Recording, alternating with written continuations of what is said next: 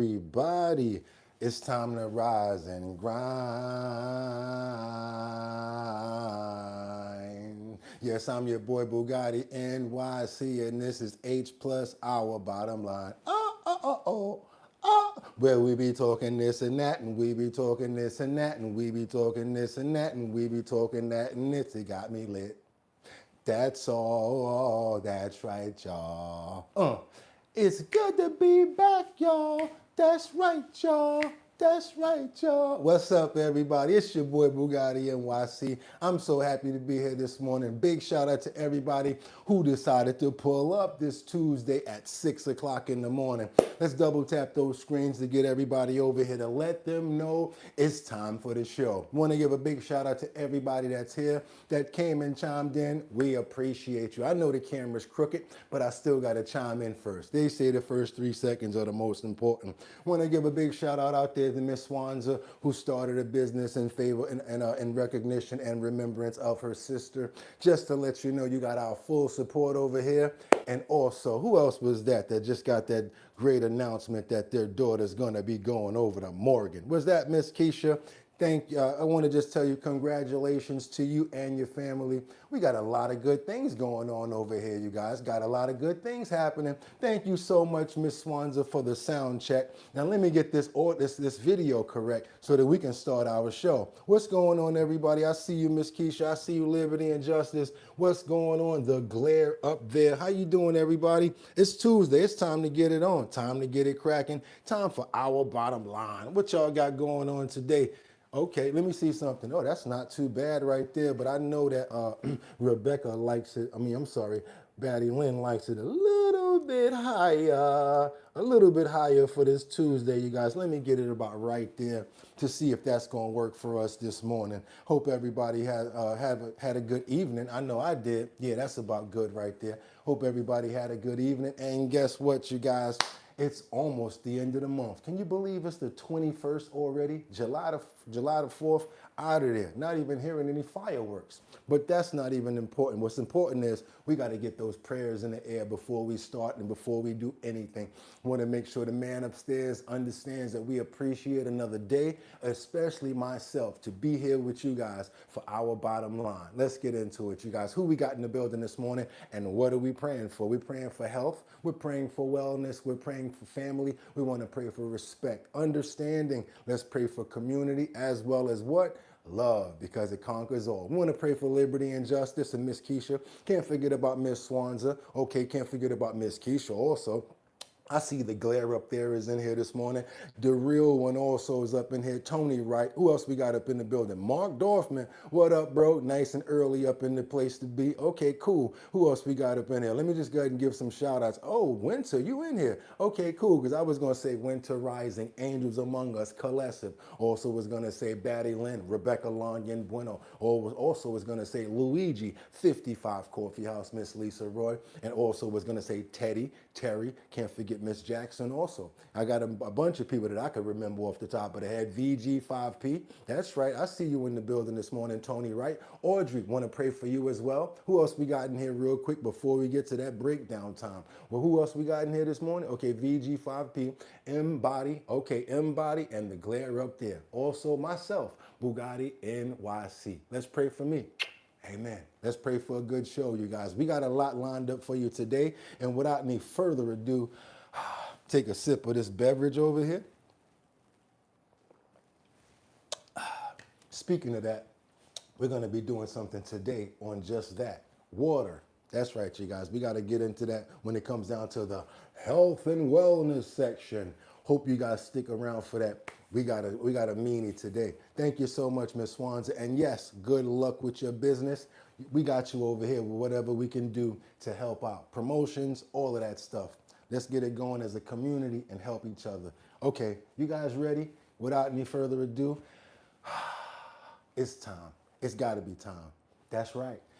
I'm ready to go. They're ready to go. I said it's time to start the show. I hope you're ready, yo, yo, yo, yo, yo, yo. Whoa.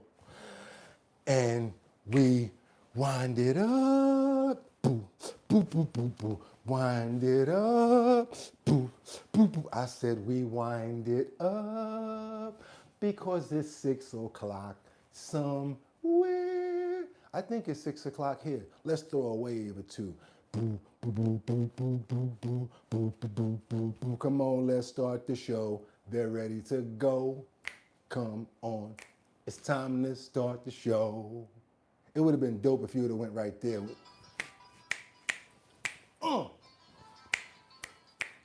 Okay. Olay.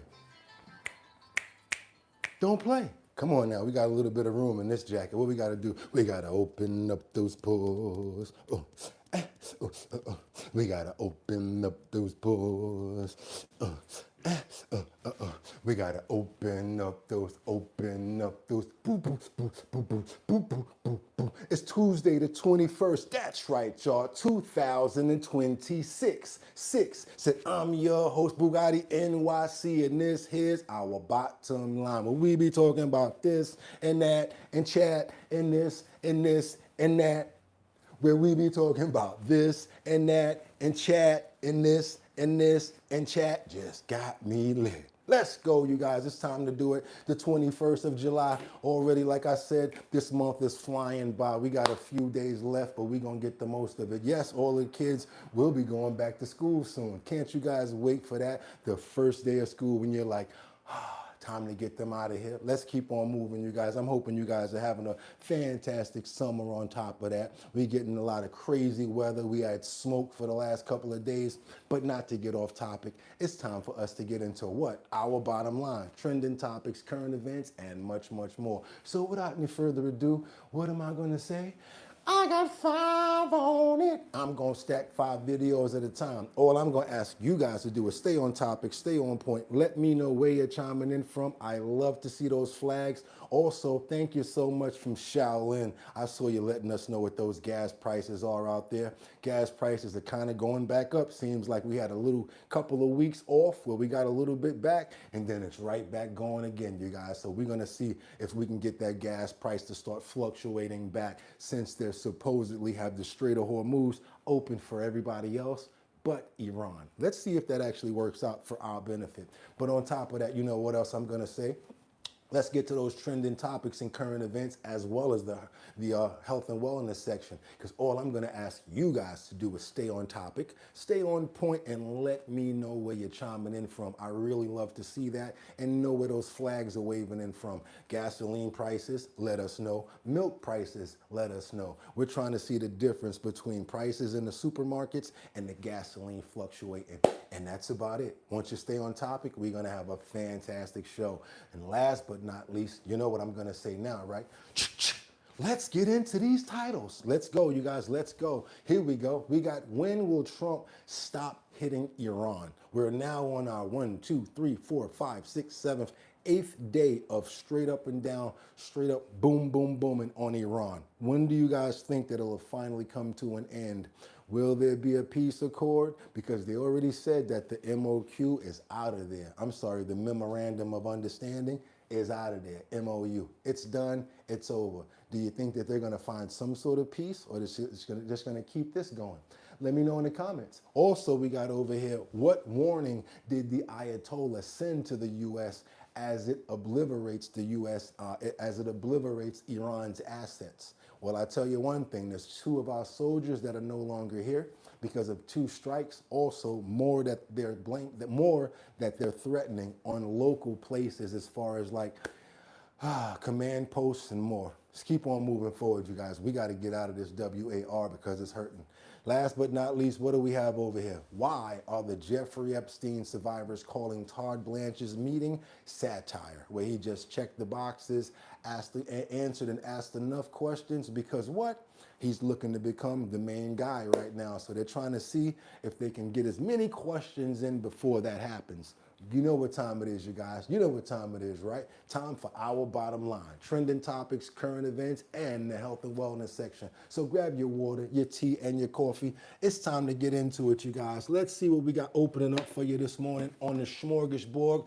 What we got this morning coming in? Oh, yeah, we got to go to something real close, something that's happening. We got a situation that's going on with a suspect that is in custody after a boom in downtown Manhattan.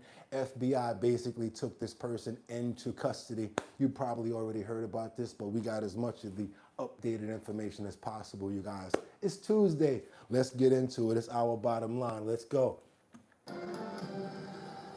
All right, we are following some breaking news. The NYPD confirmed an explosion this morning in downtown Manhattan. It happened outside 26 Federal Plaza, where there is an immigration court. One suspect was detained as the building was evacuated. And right now we have by phone Anna Schechter. She is the head of CBS News' Crime and Public Safety Unit. She just sped to the scene and is arriving there now.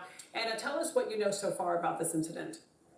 Well, sure. I'm here right in front of the federal building. There are choppers overhead, a huge law enforcement presence here. Early this morning, around 8:30 a.m., there was an explosion inside a garbage can here. Now, this building is significant because you have senior law enforcement officials, including the FBI, based out of here. Our sources are telling us, and my colleague Richard Esposito, that it was an anti-ICE motivation. A suspect is in custody. The suspect had in their possession 2 firearms, including what looks like a long gun, but it was an airsoft gun. So those weapons are designed to shoot plastic bullets. So they are non-lethal, but they look just like the real thing. That long gun, my sources tell me, was concealed in some kind of a shopping cart, and law enforcement immediately apprehended the suspect, but not before there was some kind of ignition, because you saw black smoke and white smoke pluming out of the area where the explosion went off. No shots were fired, according to my sources. That is the latest that we have. And again, I'm right here on the scene. Huge police presence right now. All right. I actually had better footage than that earlier. Let me see something if I could. Boop, boop, boop, boop. There we go. I got better footage than that. So this is him. This is when he was out there acting the thunder. You feel me? So that's him right there doing whatever he was doing. Got all this stuff on. And that's the basic Filsnire that he started right there in front of the federal building. What they were showing you was the aftermath. I got everything. Let's keep on moving. This is basically what he did. And then he threw another one in there to keep it going.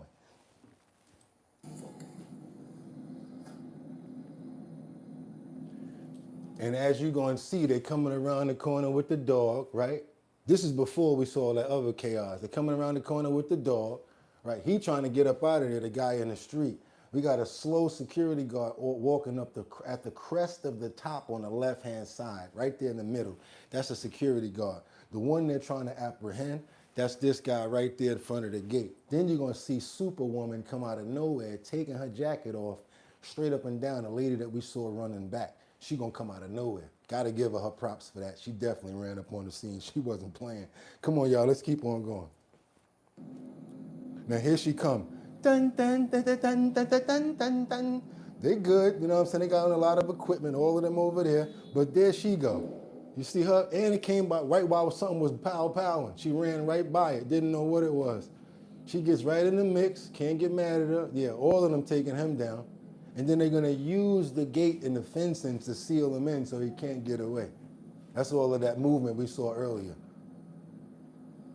So yeah, that's what was going on. Nah, your boy got it all over here. Good morning, everybody. What's up, G-Man? This is when they ran up out of there, you know what I'm saying? And that's where all of the smoke and everything came from afterward. So yeah, that happened yesterday. Let's keep on moving forward, you guys. Let's go. Let's double tap that screen to get those likes up. If you appreciate the content, the way we get really up into it, and make sure that you guys get all of the coverage. That's right, Tuesday the 21st. Let's double tap that screen to get those likes up, because now we got a couple of comments coming in from the president. A little bit of gaggle as he was about to board Air Force One. He calls the soldiers who lost their lives in Iran great patriots as he reacts to the deaths in the WAR. Let's keep on moving forward, you guys. Let's go. Well, we feel very badly, but you know, those great people, those great patriots were out there fighting that Iran cannot have a nuclear weapon. Iran has been very, very badly damaged. They've lost everything almost militarily. They've got very little left. They've got some missiles. They've got some drones. They've got some manufacturing ability, not much. We control the strait. They don't control anything. So we'll see what happens. But we hit them very hard again tonight. And we did that in honor of the probably three. It's probably three as opposed to two great patriots.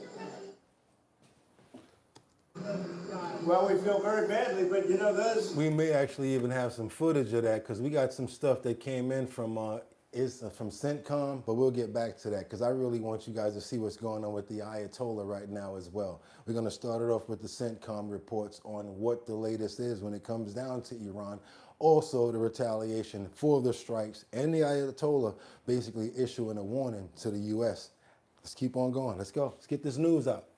Thank you, gentlemen, and good morning. Escalating attacks in the Middle East. The U.S. conducting a 9th straight night of strikes. My bad, 9 nights. Against Iran and the regime targeting American allies in the Gulf in return. So good morning, everybody, on this World Cup Monday.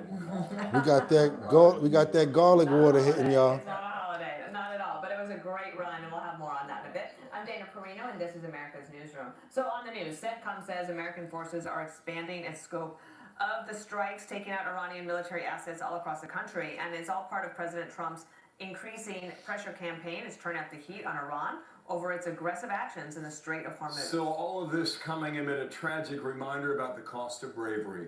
Iranian missile strikes at an airbase in Jordan, killing 2 U.S. service members on Friday, a 3rd member reportedly still missing.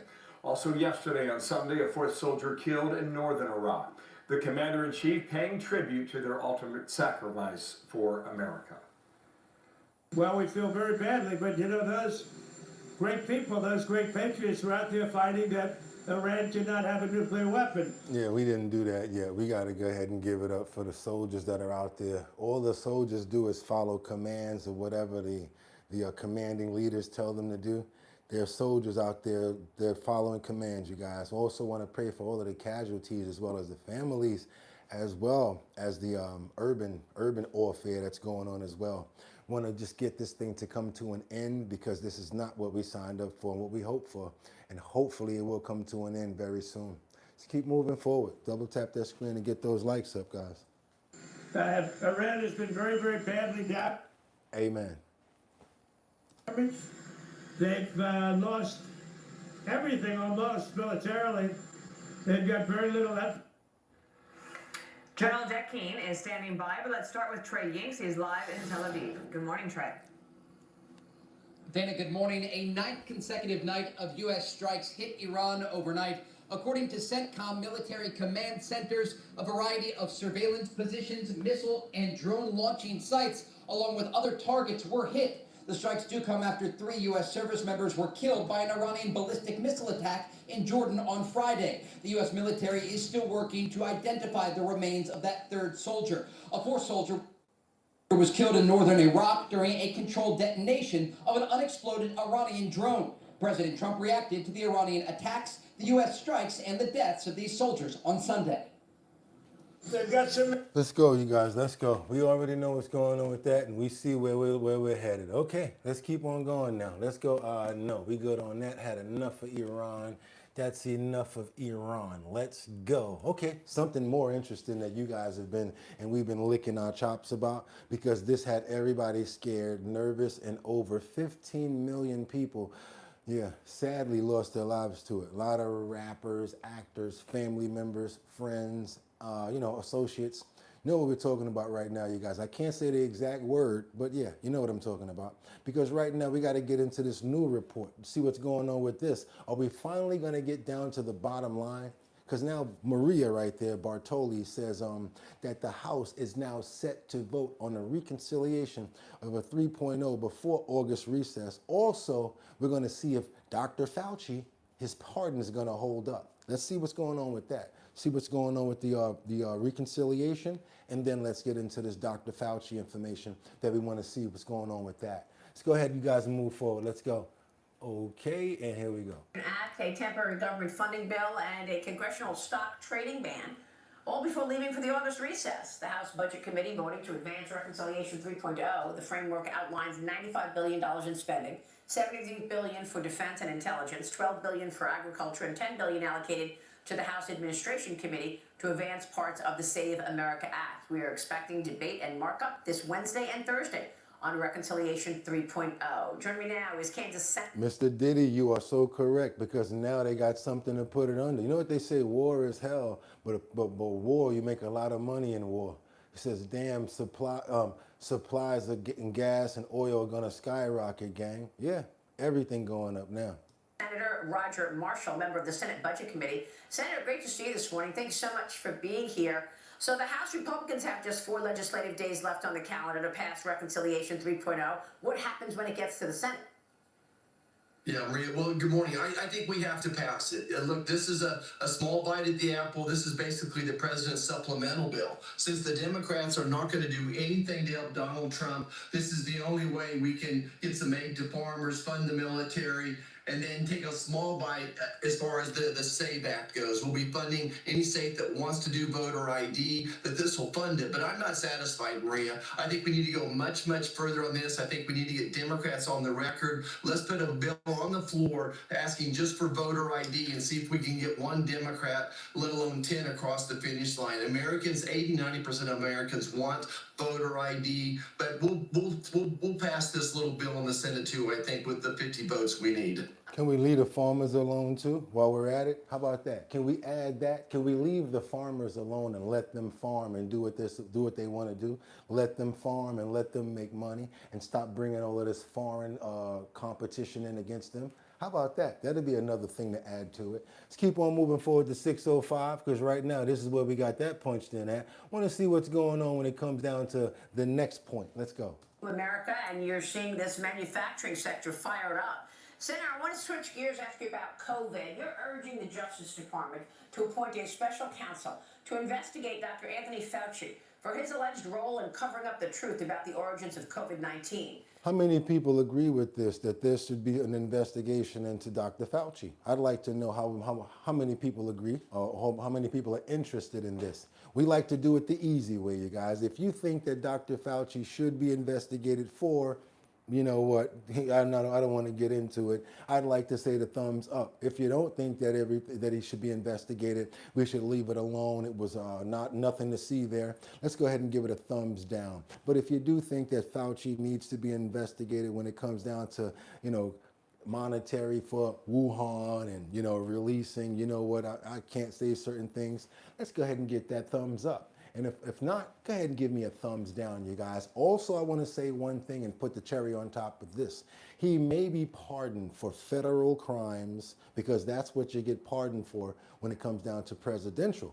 But what about state crimes? Do you think he's still pardoned for that? I don't think so. We got a number guy named Willie Webster here, 4580, that says he should be investigated. A lot of people lost their lives due to the the jab. Still got to be careful on those things, buddy, but I appreciate you, Willie. Fauci is going to be testifying before the Senate Homeland Security Committee soon. And of course, I spoke with the chairman of the committee, Rand Paul, about what he's looking for. Here's what the senator told me recently. Watch this. I expect he will not tell the truth. I expect him to... What you said right there, Sawyer, I can't say which, wait a minute, no, whiskey. I see what you're saying. Are you talking about the way that they made people classify it as that in order to make sure that they get the money from it? And another sad part was you couldn't even go and see your family member attend weddings. It was real bad. You guys remember. I'll have to refresh your memories on none of this stuff. To dissemble. I expect him to filibuster, but I don't expect him to be honest. He has not been honest in the last 6 years, but we have the evidence now that he destroyed records, that he encouraged others to destroy records. We have evidence and the opinion of many of the people who worked around with him that the research that was funded in China and Wuhan was dangerous, gain-of-function research, and that this was perhaps the worst public health decision made in our lifetime, maybe in history. And we know it was made consciously because Fauci has told us repeatedly that he supports this research even if an accident should happen, even if a pandemic should occur. Lying to Congress is a felony. Will there be any accountability for lies? Yes, and that's one of the risks he has in coming, is if that he lies during the hearing. That's a new lie, and the pardon won't cover that.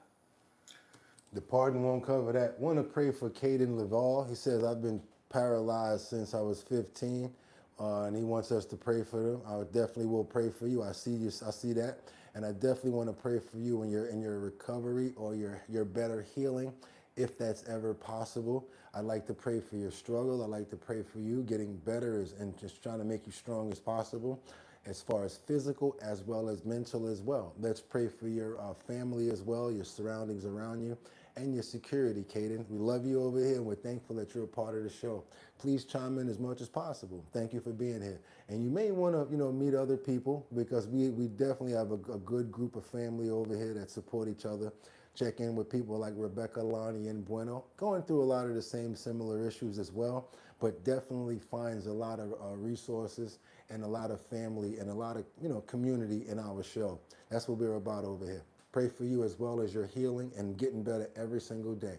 Pray for you. Amen. Let's keep on going, you guys. Let's go. I want to make sure that we covered that. We also got enough for Fauci. I want a little more just to make sure, because they just said if he was to say something, so if he was to lie under oath, that would be a new charge that the pardon won't cover.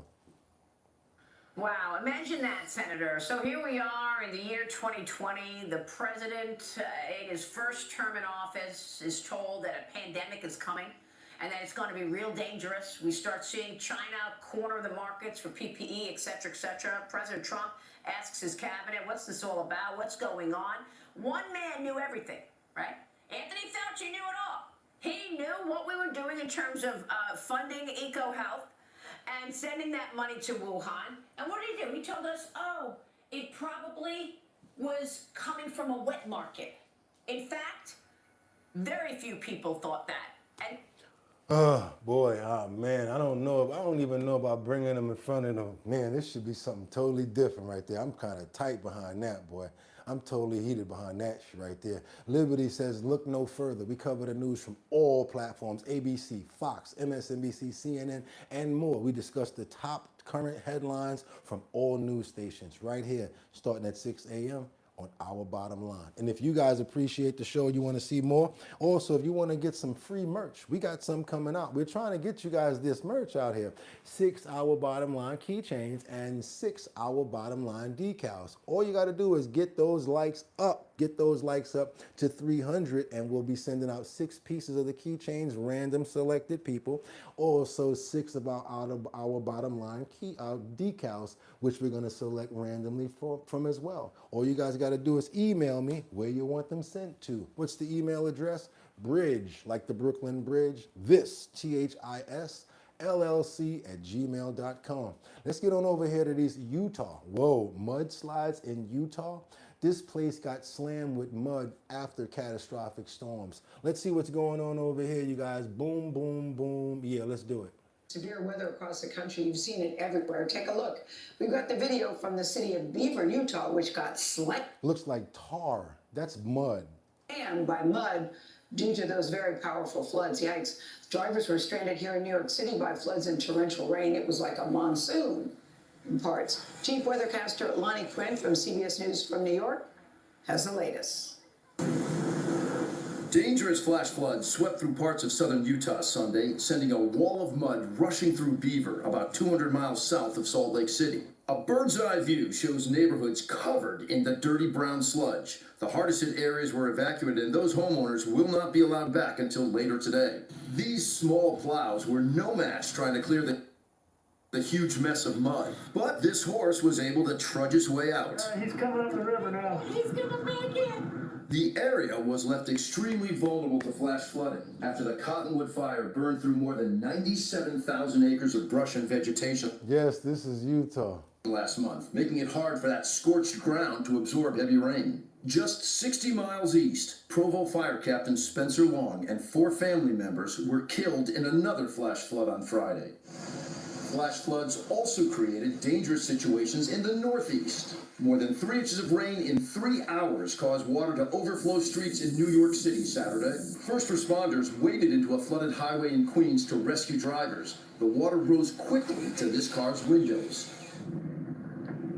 And they're talking about more windstorms coming now, you guys. Right now, this week, they're talking about more storms coming. Maryland, the same storm system brought winds gusting above 60 miles an hour, taking down big trees. Maybe you lucky you didn't move that one. Tree limbs and power lines. You could hear the trees cracking. There was this big orange, burst of color, and then the power went out.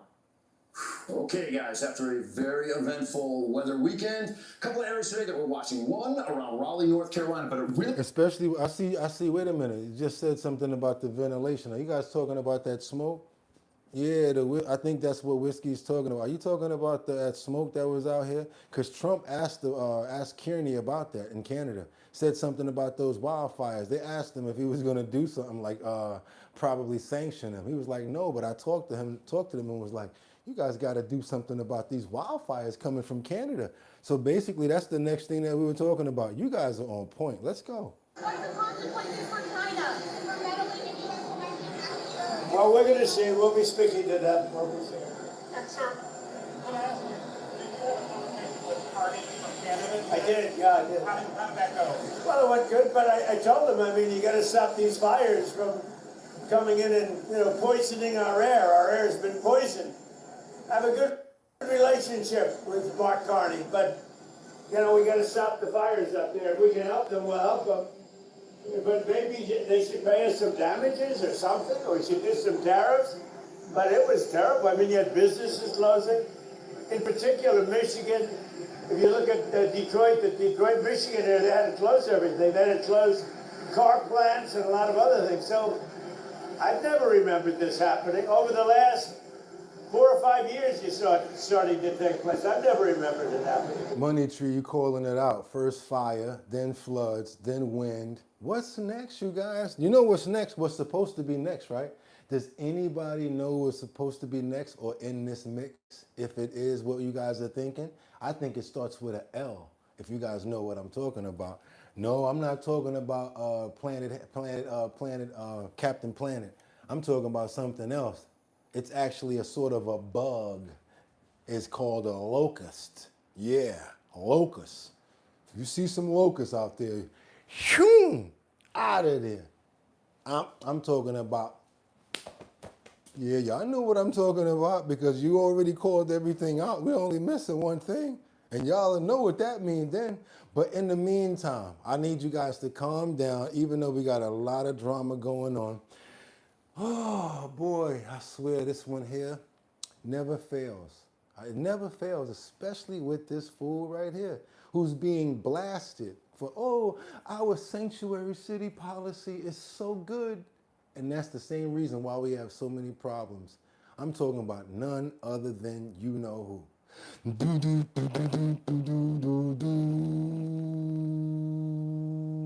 Mom dummy, ne is a supercat, na ne use a damn dummy, ne is a supercat, na ne use a damn dummy, ne is a supercat, na ne use a damn dummy, dummy. That's right, you guys. Mom dummy. He's saying that it's beautiful that New York is a sanctuary city, but guess what? I don't think Tom Holman and get him, Ice Baby, is too happy about this situation. Let's see what he's talking about when it comes down to the sanctuary city policies in New York. I talk about our pride in being a sanctuary city in terms of the policies that we practice. What we are unwilling to do is to participate in civil immigration enforcement with a federal government that has said openly it wants to deport a vast majority of people for crimes that we will never even know. Because they're not supposed to be here, you frickin' idiot. That is where I think I see the tension. Have you ever been to the U.S.-Mexico border? No. As we just heard there, Democrat Mayor Zohran Mamdani declaring pride for the sanctuary city he runs, refusing to cooperate with immigration officers. The socialist also admitting that he's never even been to the border. White House border czar Tom Homan joins us now to react. Tom, thanks for being here. What's your reaction to what you just heard from Mamdani? Well, look, he can have his opinion, but he's not going to stop ICE from doing their job. What he should do is go talk to the parents of Lincoln Riley. Because that alien that killed her was arrested in New York City. If it wasn't a sanctuary city, he would have been handed over to us and he'd been locked up. or be deported. I'm glad they got him answering. This feels like the WWF to me. When you first got somebody out there like, yeah, I am going to destroy him when he comes up to the ring, and everybody all scared and everything, then you don't even know that the champ is up next. Like, oh yeah, Macho Madness. I can't wait till I get in that ring. And everybody get ramped up like, yeah, Macho. You know what I'm saying? Because that's what y'all feeling right now, right? Especially when he's talking about doubling and tripling down. And guess who can't do nothing about that on a federal level? Mom Dummy, now you can't do nothing about that. Mom Dummy, can't do nothing about that, buddy. Go talk to your family. You know, he talks about he doesn't want to assist in civil immigration enforcement. Okay, so why'd you lock us out of Rikers Island? Because that's all criminals. So he just don't want immigration law enforced. And he's damn right. Every illegal alien in this nation that's here illegally, across the border illegally, which is a crime, needs to be deported. That's called. You're talking about the ones that was coming over in convoys, and it seemed like the news was so happy to report it, and they was walking over here, and they was looking into the cameras, and it was like, yeah, look at this large group of 1,000 people walking right over the border, and blah, blah, blah. I don't know about y'all, but it felt like my face was right at the borderline right there, where everybody like this. But no, Boogotti, you shouldn't feel like that. America's a free country. Everybody should be able to come here, no matter if we only got 17 bags of rice and we're trying to bust it down between everybody. Not even understanding the strain that's being put on the economy. Can we have a little bit of resources for us before we start helping everybody? And that's not just to talk about the illegals. Let's talk about the countries and all of that stuff too. I understand what you guys are talking about because we cover those points every day. Well, I'm just telling you my personal opinion on it, you guys. You do not have to feel the same. I'm just telling you the way that I felt. They do exactly the same in the UK. Walk right over angels among us. I felt so stupid. I don't know. Come the right way or stay away. Global news with diverse views. We go all over the world. That's what we do. Yes, you guys, and again, please understand something. We are a fair channel over here. You do not have to agree with me. I sometimes tell you how I feel about stuff, but that does not mean that you have to, stick in. You can go against my opinion too. I like to hear what you have to say coming back at it as well. That's why we're a clear platform for everybody. Now let's keep on moving forward, you guys. Let's go. Let's get into another topic right now because of course, due to the fact that we have these policies coming in by Mom Dami, what's happening? We now have a mass exodus that we can prove. I had somebody in the chat the other day that was going back and forth with me talking about, so what? If the millionaires leave, we're still going to make money because new ones are coming. No, they're not. And not only that, but the millionaires that leave, they take their taxes with them, they take those rents with them, and if they own businesses, all of those jobs are going to be going from our state. So that's a big loss right there. Please understand that. So let's keep on moving forward. Double tap that screen, get those likes up, because again, if we can get those likes up to 300, I can't help but get you guys some merch sent out. 6 keychains and 6 Our Bottom Line decals will be coming to you. We get those likes up to 300. Let's get on over here and see what's going on with the true numbers when it comes down to the mass exodus. We're the most overtaxed state in America. Our electric bills are 70% higher than the national average, and she has declared a war on high net worth individuals. That's why they're leaving.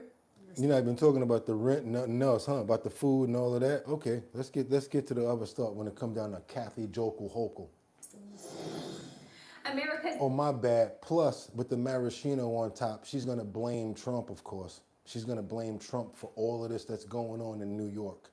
The economic map is transforming as people flee New York and California in droves. IRS data showing the 10 counties losing the most taxpayers are all located in those 2 states. And, well, they're going to... Golden Oak, I love you too, but you got to get one thing right. This is our show, not mine. I'm just the host. Can't do it without y'all. Let's go. Thank you, Golden Oak. Red states with Texas and Florida. So yeah, let's look at this. Where are they going? Where are they leaving and going to? Where are they really going to? Women lie, men lie, numbers don't lie. They're going to Texas. They're leaving and going to Florida, North Carolina, South Carolina, and Tennessee. I personally know some people that moved from New York and left and went to Tennessee myself.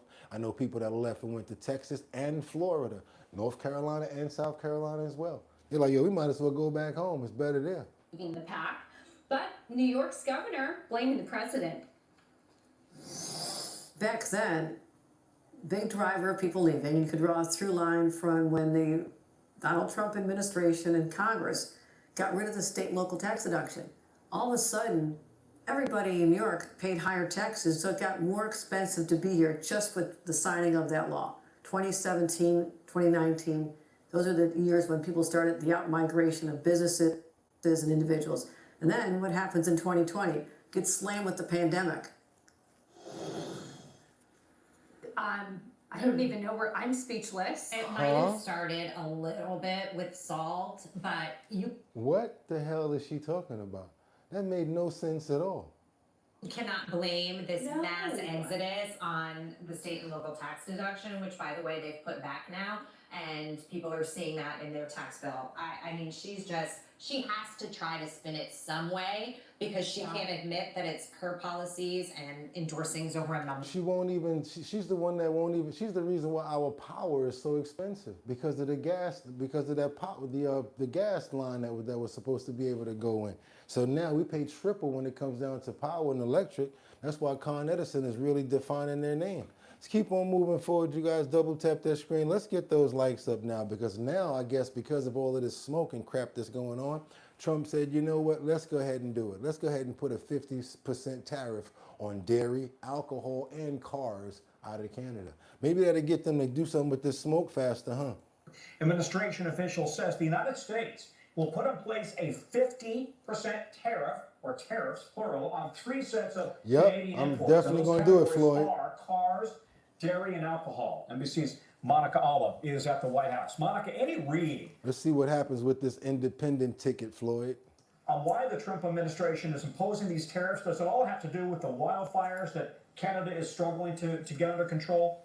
These specific ones that you just mentioned, Tom, are not actually related to the wildfires and the controversy of that air, of course, that came over much of the United States and still is in some parts. President Trump obviously expressed his displeasure with that and said that it was possible that they were going to review and consider additional tariffs on Canada as a result of that. But senior administration officials were asked today if these new tariffs that they are unrolling, these new proclamations, are as a result of that, and they said no, but that the president is still considering additional actions. Typically, when you have something like this, these specific tariffs that you just talked about on vehicles, dairy, and alcohol, this would have had to have been in the works for some time, predating the wildfires. We know that the trade relationship has been a bit rocky with Canada, and so they were looking at all of those different things. But what's interesting, Tom, is that yesterday President Trump was actually with Prime Minister Mark Carney at the World Cup final, since Canada, Mexico, and the U.S. were co-hosts of the 6-week tournament. And so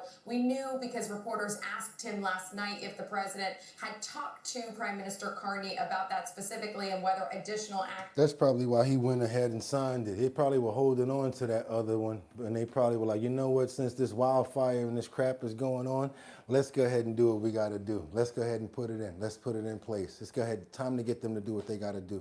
I understand it. Let's keep on moving forward, you guys. Let's double tap that screen.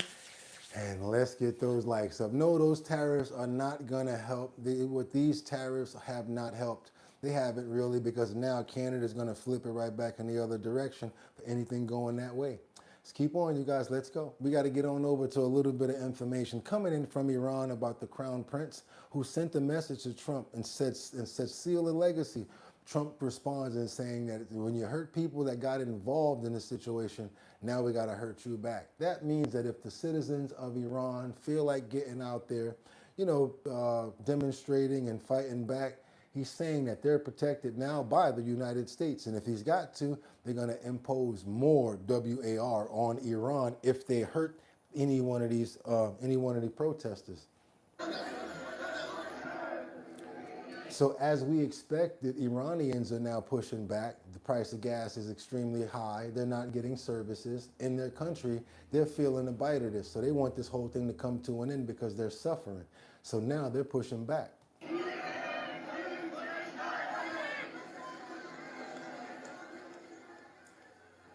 Welcome back. Now, a revolution underway in Iran. Massive protests against Ayatollah Khomeini and its brutal regime are persisting in Iran, as Iranian citizens take to the streets over its failed economy and skyrocketing inflation, up 50%.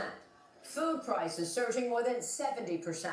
President Trump has warned. Could you imagine if food prices surged to 70%? I mean, they are such worthy adversaries, boy. They going out with a bang. They're like, yo, we gonna die on the hill. They don't even, whoo. Khomeini, there will be severe consequences if protesters are killed. But the Wall Street Journal is reporting that Iran is threatening to strike U.S. military bases in the Middle East if the U.S. tries to take down the Iranian regime. Here's the president on Friday. Iran's in big trouble. It looks to me that the people are taking over certain cities that nobody thought were really possible. I've made the statement very strongly that if they start killing people like they have in the past, we will get involved. We'll be hitting them very hard where it hurts. Let's go, you guys. Let's double tap that screen and get those likes up. We got merch coming out, 12 pieces to be exact. We got keychains coming out if we can get to 300. Boom, and we got 6-hour bottom line decals. Once we get to that 300 likes, all you guys got to do is email me addresses at bridgethisllc@gmail.com, and I'm sending them right to you, personally signed and scribed by me with the envelope. Let's keep on going, you guys, because now, steady trying to find a motive. Why do what I do? Because what did they get? They got locked up. We won't let them out. Watch your head. That's right, you guys. We've been following it. And that word that I won't say because it's not too good to say on this platform or anywhere. It starts with an R. And would you get that damn siren out of here, please? Because I know you're just trying to get through traffic. Come on with it now. We got more news to send you guys because, like I said, someone just got locked up, and you guys know his name and his brother too. His name is Andrew Tate, and his brother. They both got locked up. Let's go. Controversial social media influencers Andrew and Tristan Tate. U.S. Marshals arrested the brothers over the weekend in Miami. They are due in court today and face extradition to Britain, where prosecutors announced new charges against the pair. Christian Benavides is in Miami. Christian, good morning. Nate, good morning. The Tate brothers were arrested as they were heading to a boxing event here in Miami over the weekend that one of them was set to co-host. Both have denied the allegations, and attention this morning is now turning to what's next in this international legal fight. Video shows the moment notorious social media influencers Andrew and Tristan Tate were arrested in Miami Saturday after prosecutors in the UK announced dozens of new charges against the brothers. Yeah, they got some real bad charges against them. British prosecutors, who already had built a case against the duo, say more victims came forward with new allegations, including rape, sex trafficking, and child and extreme pornography. The charges relate to 7 victims spanning a period from 2010 to 2017. The Tate brothers have denied any wrongdoing through their attorney, who says they are, quote, being punished for daring to exercise their First Amendment rights. The former kickboxers are part of the so-called manosphere, boasting millions of followers on X and selling online courses promoting wealth, masculinity, and dating advice. I don't have to human traffic women. The only thing I do with women in my house is beg them to leave. You heard that?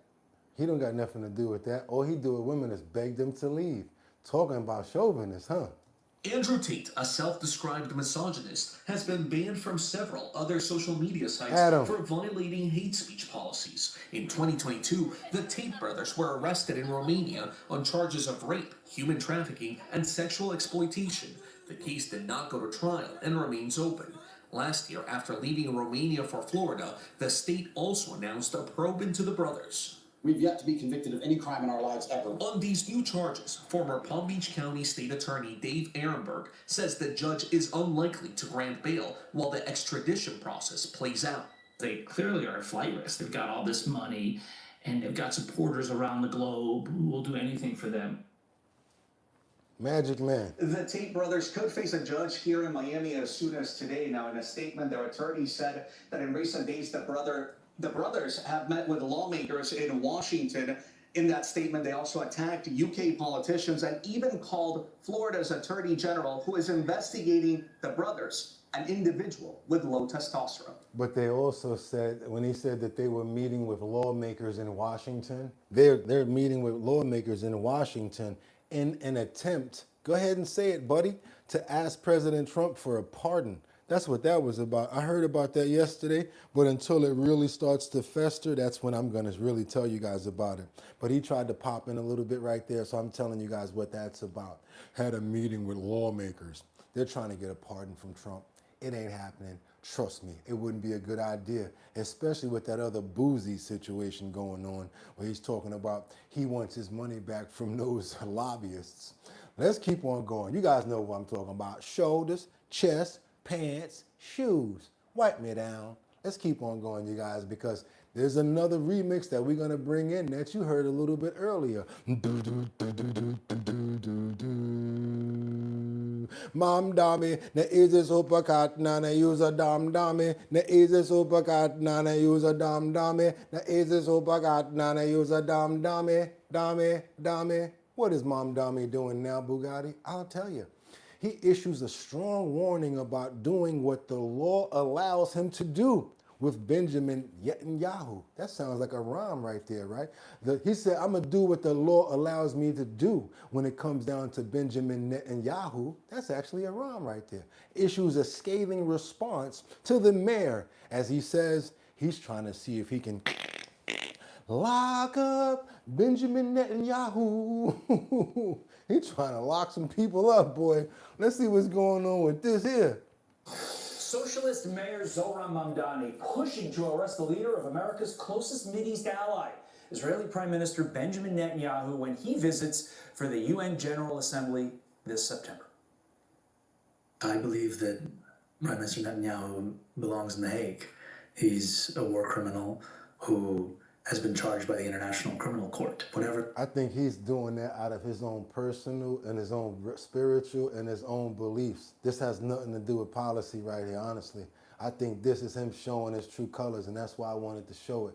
Because even the way that he's expressing himself sounds like it's more personal than anything to me. I don't know if you guys catch that, but I do. Whatever the law allows me to do in New York City, that's what we will do, but we won't be writing our own laws to that end.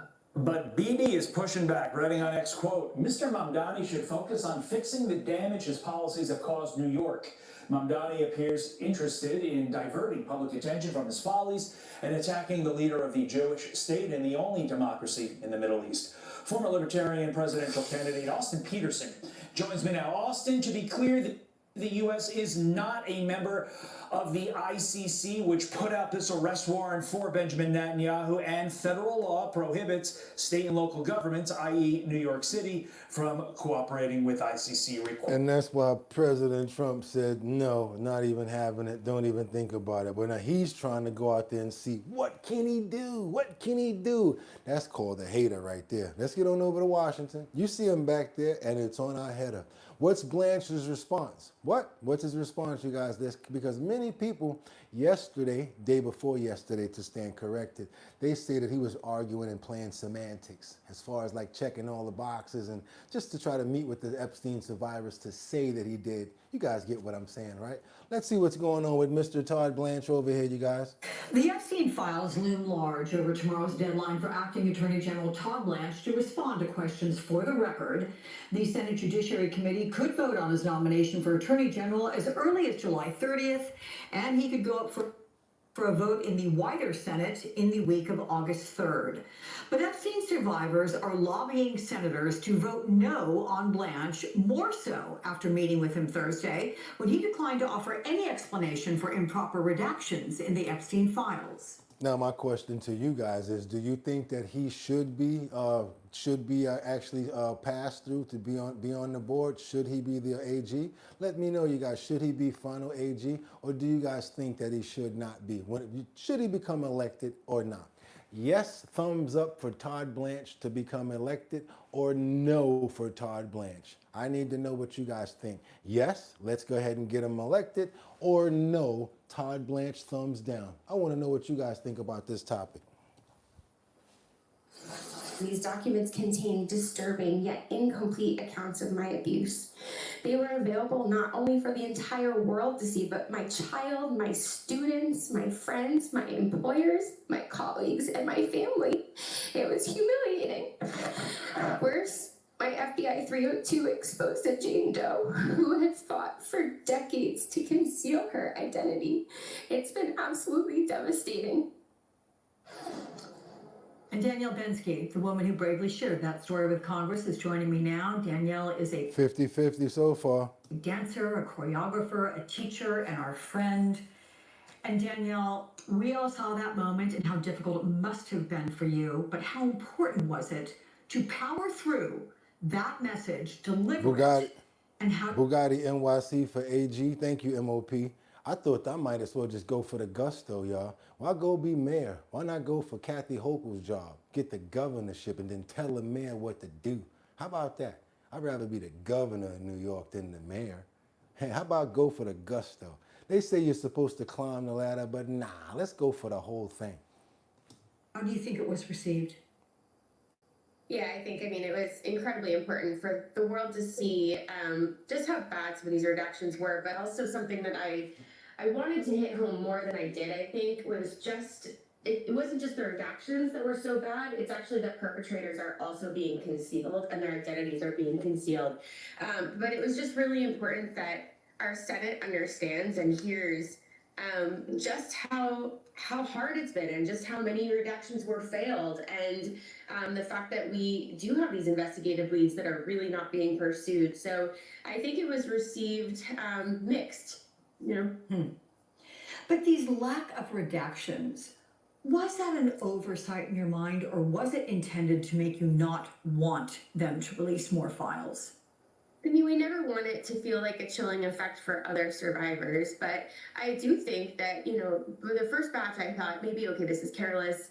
The second batch, it was like, okay, this felt a little more, like intentionally careless. I don't know. It was really brutal for the second round because everything that was released in the second round in January was, and the redactions were quite. Yeah, so I don't think a lot came out of the Mamdani out of that situation right there, you guys, when it came down to Todd Blanche.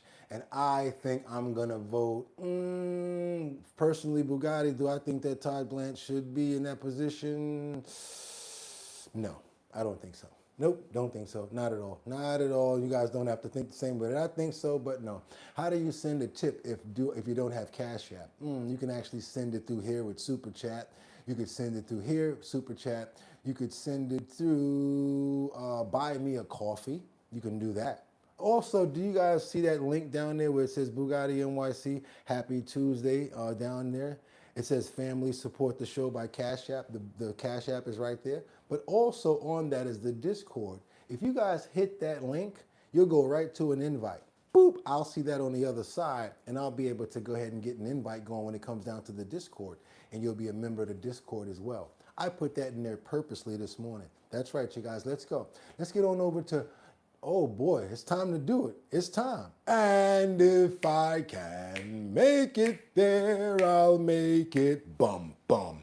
Anywhere, it's up to you. New York, New York. That's right, you guys. We're here and we're reporting it straight out of the Bronx right now. But I'm going to tell you, if I was a Bronx Bomber and I had that baseball bat, I wouldn't be at the Yankee Stadium. Nah, I'd be going to check on Tyshawn.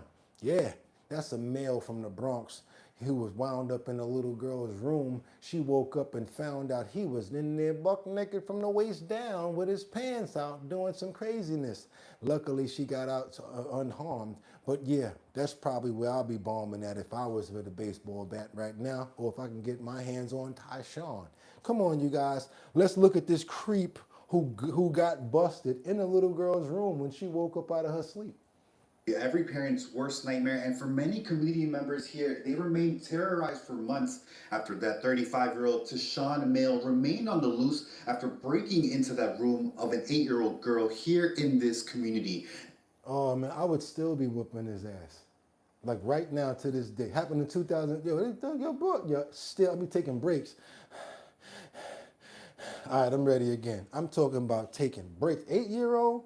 Now, after nearly 2 months on the run, police say he is finally behind bars and facing a slew of charges. Now, investigators tell us this all unfolded on May 25th in one of the homes here in this area between Deramer and Bussing Avenues just after 5 in the morning. That's when Mail broke into the little girl's room. Police say the child woke up to Mail exposing himself and performing a lewd act. The victim was not physically harmed, but Mail ran away from the scene and remained on the run for months before police tell us he was finally arrested on Friday. Mail is now facing 8 different charges. And among those charges, I just want to remind you once again, they include sexual abuse, burglary, endangering the welfare of a child, and harassment. Now, Mail is due back in court on July 23rd. That's the latest here in Wakefield. Jonathan Calixto. I can't even begin. Y'all taking care of it in the comments for me. I'm gonna go check into that story since you said that, but do me a favor because I don't know about it and I feel bad about it. Can you please email me that King Fire inside of my email, bridgethisllc@gmail.com or the Discord. Whatever I'm missing and you guys want me to see, you got my direct link. If you hit the Discord right now, Liberty, you want to send a message right now? I guarantee you're going to hear this phone right here go, bop, bop. That's because I get every single message that you guys do on Discord. No matter what it is, I see everything.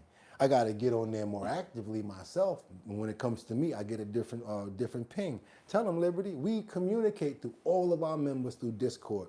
You want to hit me up, do it through Discord, and we're going to be just like that. Let's keep on moving forward, you guys, because the next one we got up here, oh, this is a funny one right here. This is crazy. How you going to get hired and fired on the same day? We're not talking about Craig from Friday when Smokey said, man, how you going to lose your job? You guys, how you get fired stealing boxes? They thought it was me, man. I didn't even, on your day off too? Oh, man, yeah, this is kind of similar right here because this is a person that got hired and fired on the same day. Within an hour, a U.S. attorney got fired by President Trump 1 hour after he got the job. Let's see what happened in this one, you guys, on the swearing in and the swearing out. The hiring and then nearly immediate firing of a new U.S. attorney in Seattle has ignited a potential showdown between the courts and the White House. President Trump fired newly appointed U.S. Attorney Roger Rogoff less than an hour after he was sworn in. Thanks for joining us tonight. I'm Molly Shen. And I'm Preston Phillips. A group of federal judges appointed Rogoff after there was no formal nomination for the position, something the law permits. KOMO's Michelle Esteban live this evening in Seattle with the case that has thrust Seattle into the national spotlight. Michelle? It has indeed, and Rogoff insisted this... No, you ain't trying to, what you trying to do, build a clubhouse, Craig? I know you ain't trying to build no clubhouse. Firing in less than 60 minutes is not about him, but the rule of law. In fact, he told me if President Trump actually appointed somebody and the Senate confirmed them, he would be cheering the rule of law. You were the U.S. attorney here in Seattle for less than an hour. Man, you know you was caught stealing boxes. What you trying to do, build a clubhouse? Greatest hour of my life. Roger Rogoff, a longtime federal prosecutor, former King County Superior Court judge, and former director of Washington's Office of Independent Investigation, All right, was sworn in, and less than 60 minutes later, says he got fired by this email titled "A Message from the President." I'm informing you that pursuant to his authority, President Trump is hereby removing you from the office of the United States Attorney. Homeboy got the job and in an hour got fired. Damn, son. Did you anticipate this would happen? Given that for the last 2 weeks after we were made aware that the administration knew that I was going to be appointed, and we had tried to contact them to have a conversation, and we had not received any response back, I was pretty settled with the idea that this was probably going to be the result. Okay, let's keep on going forward, you guys, because we got some surfing to do. And I'm a little old school, so I don't know too many songs. I know like the Beach Boys and stuff like that. But the song that I do know, it's actually a commercial. And if you guys remember this commercial, you can sing along with me. When I was a kid, I was about, I think I was about 4 or 5 years old, right? This was my thing. I would grab a chair. This is the first time I ever remember performing. I would grab a chair. I don't know what the hell I thought I was doing, right? I would put my foot up on the chair, and then I'd be like, and then I wait for the commercial to come on, and I'd be like, I'm feeling a good vibration, sun-kissed orange soda face sensation. Anybody remember those sun-kissed commercials when it came down to the good vibrations? I told you, my mother and my grandmother raised me by television. Don't start laughing. I know you guys are going to know and remember exactly what I'm talking about. But yes, I was a little tyke, a little guy, to put my foot up on the chair and be like, it was hilarious if you look at it now. Yes, it was hilarious, little Boogotti. That's when I was a little kid, probably like, man, what, 4 or 5 years old, something like that. That's when I really could remember. So the reason I thought about that is because it reminds me of surfing. You know, surfing on the board. So I'm thinking like I got my foot up on the surfboard. And I see the commercial with them coming through the surfboard. That's why your boy ain't racist, man. Some of my best friends are white. I mean, I used to look at you guys like, yo, y'all do some cool stuff. My boy Poe taught me how to ride a skateboard. I got 8 skateboards in there, long boards, everything. We don't play that game around here, man. We just chill out and do what we do. We don't play the race card over here. We just live and let live. The reason I'm saying that is because surfing was something that I also wanted to do, but I never thought about getting out there. Recently, I'm like, yo, you know what, Boogotti? We probably need to make that next challenge and get out there and see if you can actually, I'm feeling a good vibrate. No, do it for real. You know what I'm saying? You got pretty good balance. It's a good way to work out. Until I saw this clip right here. And then I started hearing about all of these sharks. Yeah, nobody told me there were sharks in the water. That's right, MOP style, baby. Sharks in the water everywhere, especially because the water is getting hot. We got all this catastrophic crap that's going on. So that made me change my mind. I think I'm going to keep putting my foot up on the chair instead and doing I'm feeling a good vibration. Especially if stuff like this keep going on. Trust me, you guys, this right here is a surfer who fights off a shark during the competition. He says he was swimming and screaming at the same time. Good, good, good, good vibration. So of course he's waiting to mount his surfboard or whatever, right? He's looking around.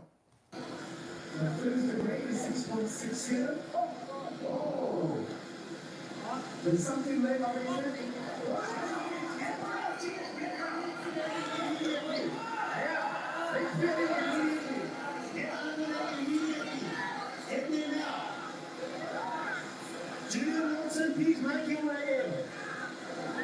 I felt like I was just about to start moving and get going, like just start paddling again, and then all of a sudden I don't know, I just had this instinct that someone was behind me, and then all of a sudden I felt it started getting pulled underwater, and then the thing came up, and I was on my board, and it was like right there. I saw the whole thing just thrashing around, but I was getting dragged under by my leg rope, and then I felt like it kicked me off, but then it was still there going. What? I was still attached to my board. Somebody said that was fake. Man, get the hell out. Who said that was fake?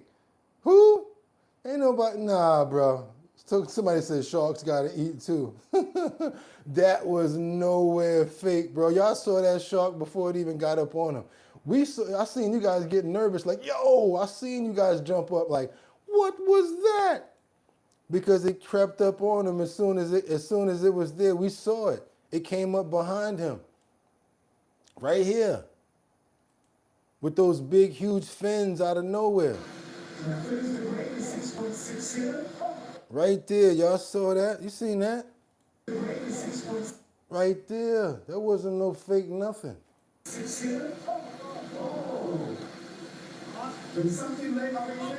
Yeah, tried to take him out. And then the thing came up, and I was on my board, and it was like right there. I saw the whole thing just thrashing around, but I was getting dragged under by my leg rope, and then I felt like like it kicked me off, but then it was still there going, and I was still attached to my board, and I felt like I punched it a couple of times, and then it was dragging me. I felt like it was just dragging me underwater, and then Now the problem with that is those punches were doing absolutely nothing, because when you punch underwater, man, you better be Ryu or Ken, because you ain't hurting nothing with those punches. By the time it land, you doing this. Them punches ain't doing jack. and all of a sudden my leg rope broke, and I was like, all right. Let's keep on going, you guys. You know who was with him that day, boy. He wasn't by himself out there swimming. We're going to pray and we're going to thank the Lord that he didn't lose one of his legs or his limbs.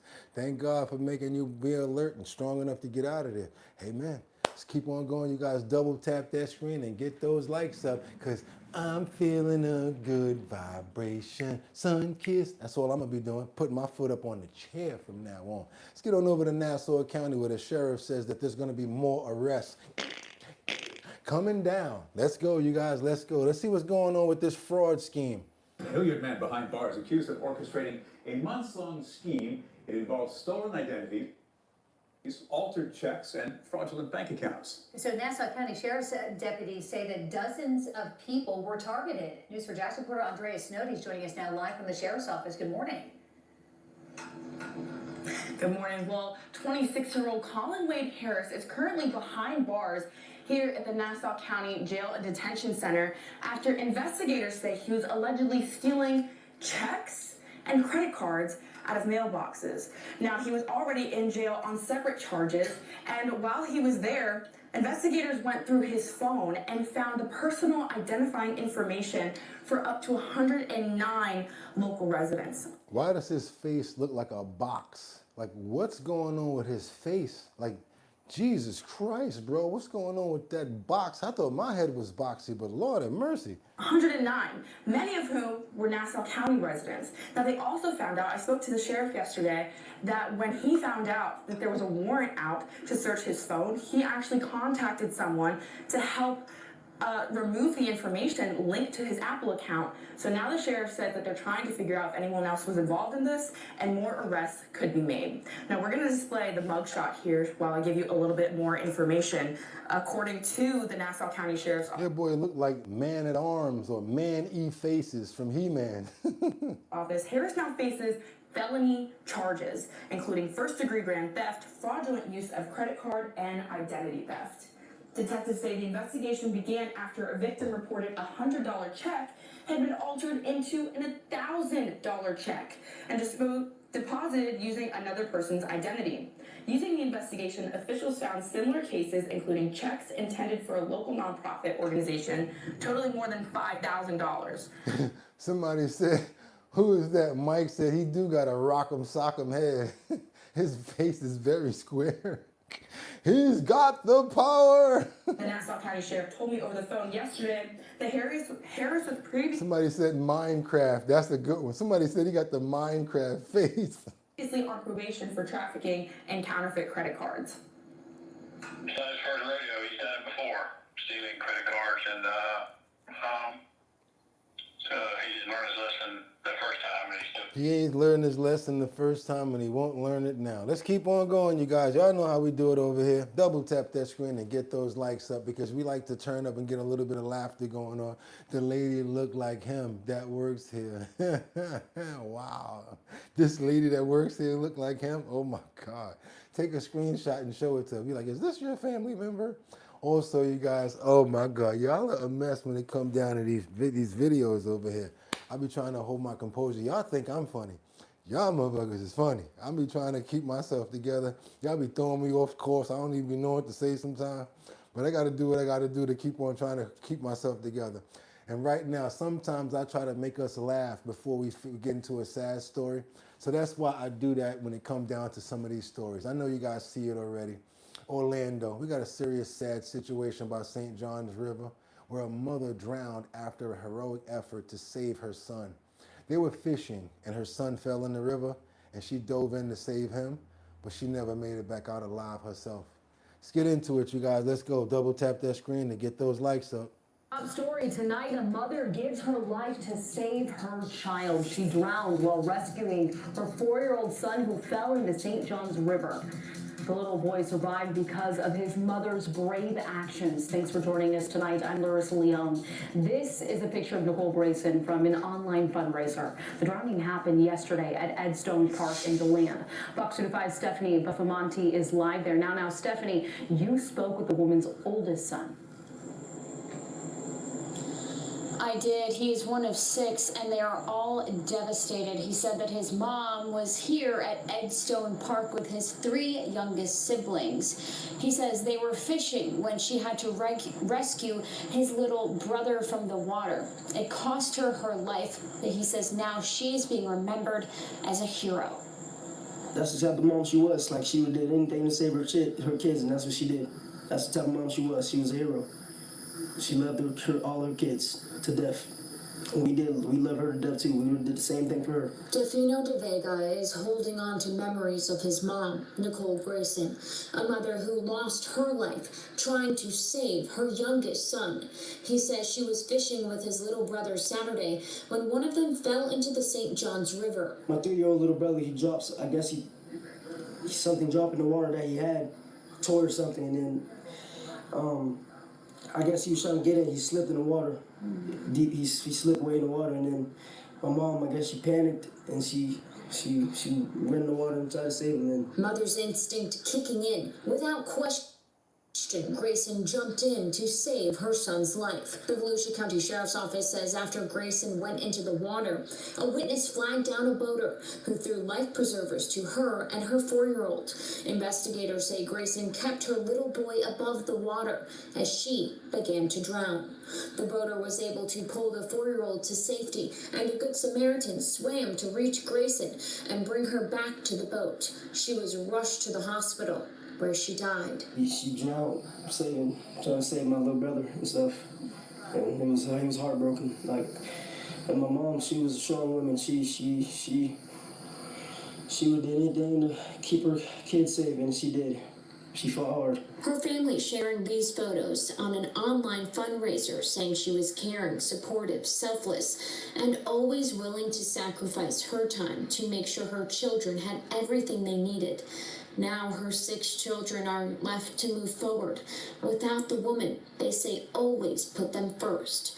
I think that's a good point. Somebody said, where were the life jackets at? Yeah, some people don't think about that because it's an extra cost, but if you're going out there, especially with the kids, I think it's actually cool to have life jackets. I think it's actually cool. It looks cute to have a life jacket on. Up until her final breath. She's my #1 supporter. Yeah, I don't know what I'm gonna do without her now, man. It's heartbroken. I just wish she would have stayed home. Truly heartbreaking. Our hearts go out to their family. They did set up a GoFundMe page to help with funeral expenses and also expenses as they navigate this new life without their mom. Reporting live in DeLand, Stephanie Buffamonte, Fox 35 News. Now we got 172 more people before we can get to that 300 mark, but don't think that we can't do it even if we don't got those people here. You know why? Because we still got those people watching the show that are still tuned in. And even if after, you guys, let's double tap that screen and get those likes up. I'll give it for you later. I'm talking about even if you watch it on a repeat, even if you watch it later and hit that like button, I still keep my word. I like to keep my word and be a man of my word. We're trying to get you guys 300 likes. That's right. If we can get those 300 likes, it will make sense to go ahead and put some stamps on some envelopes and give out some free merch. Because all we're asking for is some likes. You'll be able to receive 6 of our bottom line keychains, as well as 6 of our bottom line decals. Don't worry about who's here. What are you doing? Are you hitting that like button? Did you hit it already? Because we got free merch coming out. All you got to do is send an email to bridgethisllc@gmail.com and go ahead and send me your address, and I'll make sure that you guys receive your merch. Also, if you're trying to send over a Cash App, that's BOOGOTTINYC. $BOOGOTTINYC. Let's keep on moving forward. You guys double tap that screen because now I'm glad we had to wind it down. We're going to take it to a whole nother place. We prayed for the mom. serious situation there. And yes, we put up nothing but love and respect for the mother, for the family of the lost, and for all of them. Hopefully they get through this. And as a unit, as a strong family unit that she raised, as you can see, they'll be strong and be very, there'll be, you know, something for her to be proud of when it comes down to her children. Let's pray for that, you guys. Let's go. Because after that, now we got to try to change all of this up. We understand, and we understand what's going on with that. But I like to try to keep your guys' spirits up, even if you're not feeling good. So guess what? We're going to push through. We got a situation over here that I thought you guys may be interested in knowing about. Are you the type of person that says what a person wants them to call them? I mean this. If you see someone who's trans and they'd rather be called a girl if they're a boy, do you abide by that? If they're a boy and they want to be called a girl, would you abide by that? I'm asking like Angels or Vincenta, Liberty, Rebecca Lanyon, Bueno, Floyd. Do you play along? I gotta say, I don't mean to say play along, but do you, call them what they want to be called? If it's a man dressed up as a woman and they're saying they're trans, do you guys abide by those rules? I just want to know, is that something that you guys do?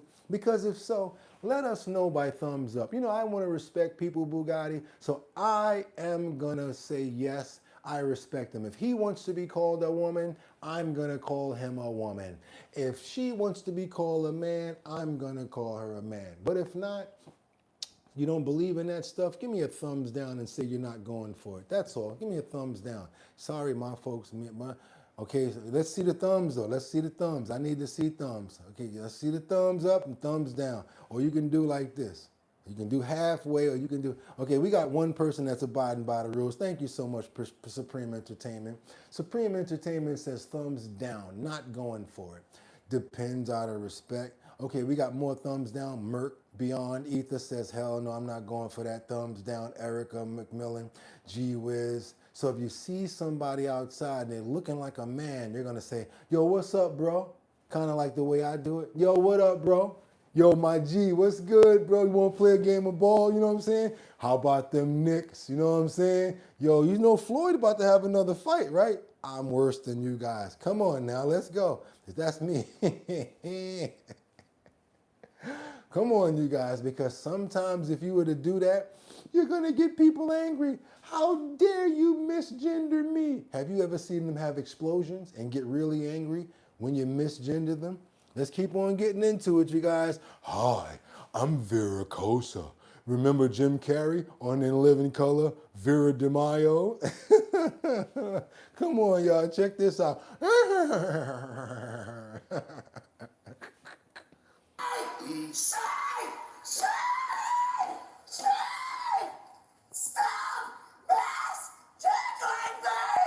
Stop misgendering me. It's she. And watch the officer. He rocked just like us. I love the way he plays into it. Let's go. What's the problem? Why do you let those kids get away with this? They are not supposed to be here. If you don't lower your voice, You just walked up on the scene and you just yelling at him? Yeah. I am going to put handcuffs on you, and I'm going to take you to a Baker Act facility. Lower your voice. Try it. Are you threatening me? You're threatening me. Are you threatening me? I'm not just... Because I'm here right now to deal with a stolen vehicle. I ain't got time to hear you screaming and yelling.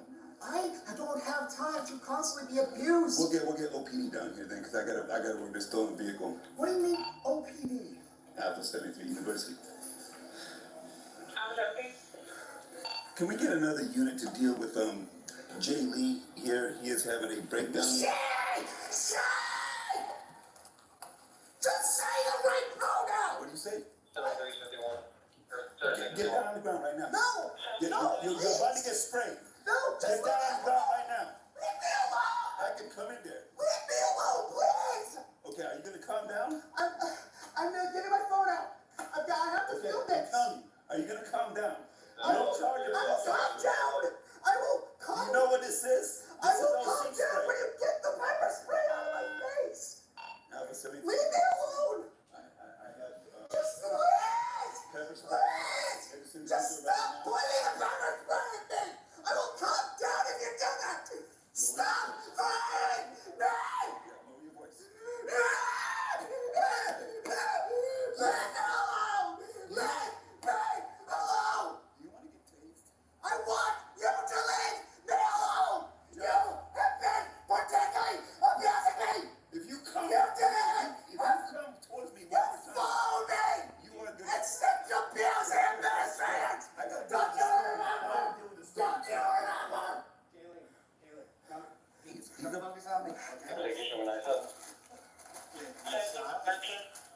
Dad's alive!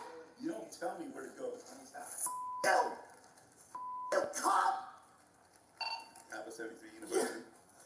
Jayla. I want to no, it's too late now. It's too late now. He's gonna be taken away. Shut!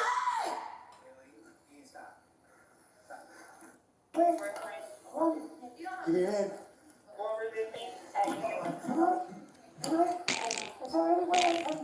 No, give me your hand. You hear it? I can calm down if you just give me some space. See what's gonna happen?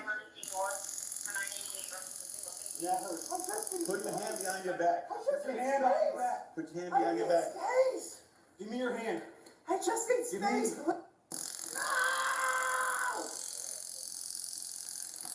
Sizzle sazzle.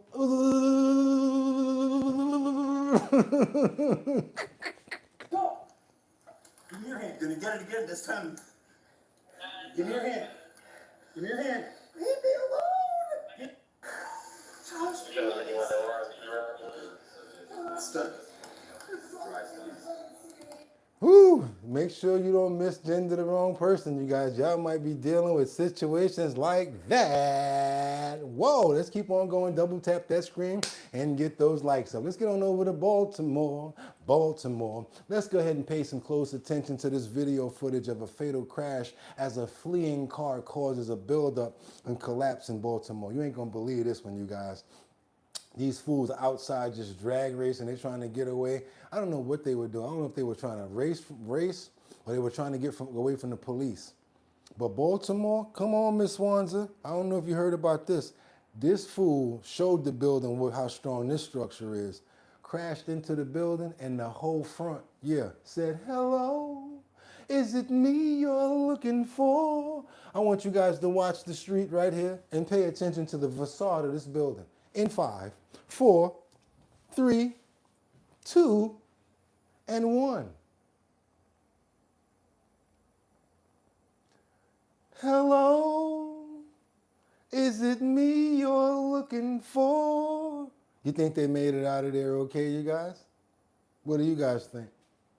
What you think? Want to bring that back? Want me to show you? Want me to show you that again? How that happened? How it went down? Okay, cool. Let's go. Hold on a minute. My bad. Right there. 5, 4, 3, 2, boom, 1. Talking about faulty framework. You think they made it out of their wise eyes? How many people think they made it out of there, man? Look at Vincenta said, what building code? Lord have mercy. Look at that. What the hell? The only thing that didn't fall down was the fire escape. You guys think so? I wouldn't go next to that building because you don't know what else gonna fall down, right? Told you guys what we do over here, man. Double tap that screen, get those likes up. We do this every single day. Clips and stuff that you guys never even gonna see. Our algorithm is totally different than everybody else's. We've been searching for years to get content like this. Let's see if somebody get up out of there. Trying to cut the, look like the seat belt. Got one door open. Because you ain't driving up out of there, bro.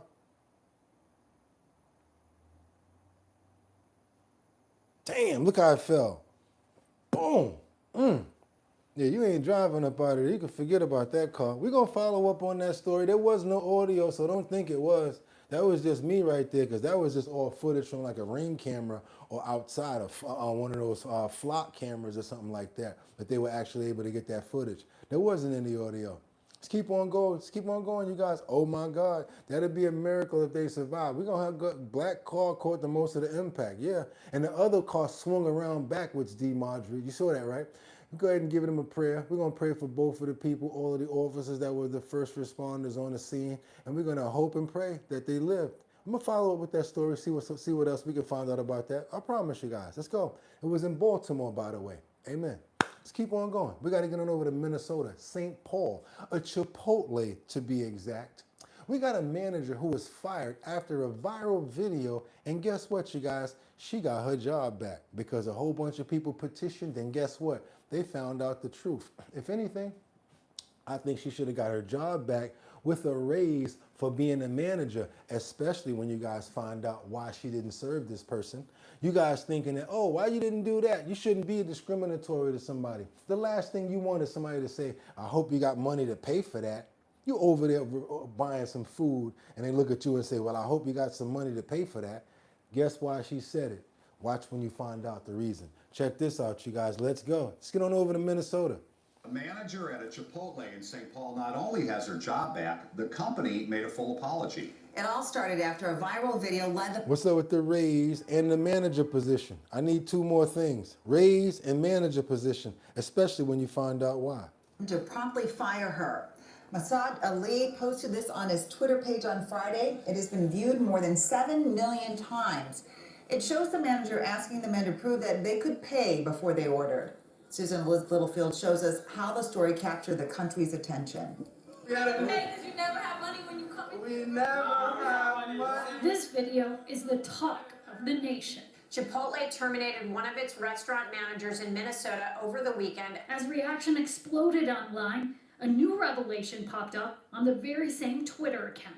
But now, a series of tweets by the 21-year-old man who posted the video, Masood Ali, have surfaced in which he talks about dining and dashing. Oh, so she happens to know that Masood does some dine and dash situation. So she like, you ain't doing that up in here. Not in this Chipotle. And she get fired for that? Which is reason why I say she need to get the raise and manager position. I'm trying to look out for you guys. Don't be mad at me for knowing how he get down. What you guys think? Come on. Those tweets mentioned taking things specifically from Chipotle. A GoFundMe page was quickly set up to raise money for the fired manager. Also an online petition in her honor. And late Monday, the company who quickly fired the manager boldly apologized, saying, based on our review, we've offered our manager her job back while our normal protocol was not followed serving these customers. We publicly apologize to our manager for being put in this position. We gave her a raise and now she got blah, blah, blah. She needs some more dough. It's not her fault that she went out there above and beyond trying to look out for you guys, happen to know these dudes from what they be doing. He would have, and in reverse of that, they would have ran off with the food and you guys wouldn't have got paid for it. And then she would have got in trouble for that, right? How about that? Crisis PR expert Bob McNanny says it's a complicated situation. It's difficult in this day and age where cell phones are out there recording everything because you get a snapshot of what took place and it moves so quickly in social. And the expectation then is for the company to react just as quickly.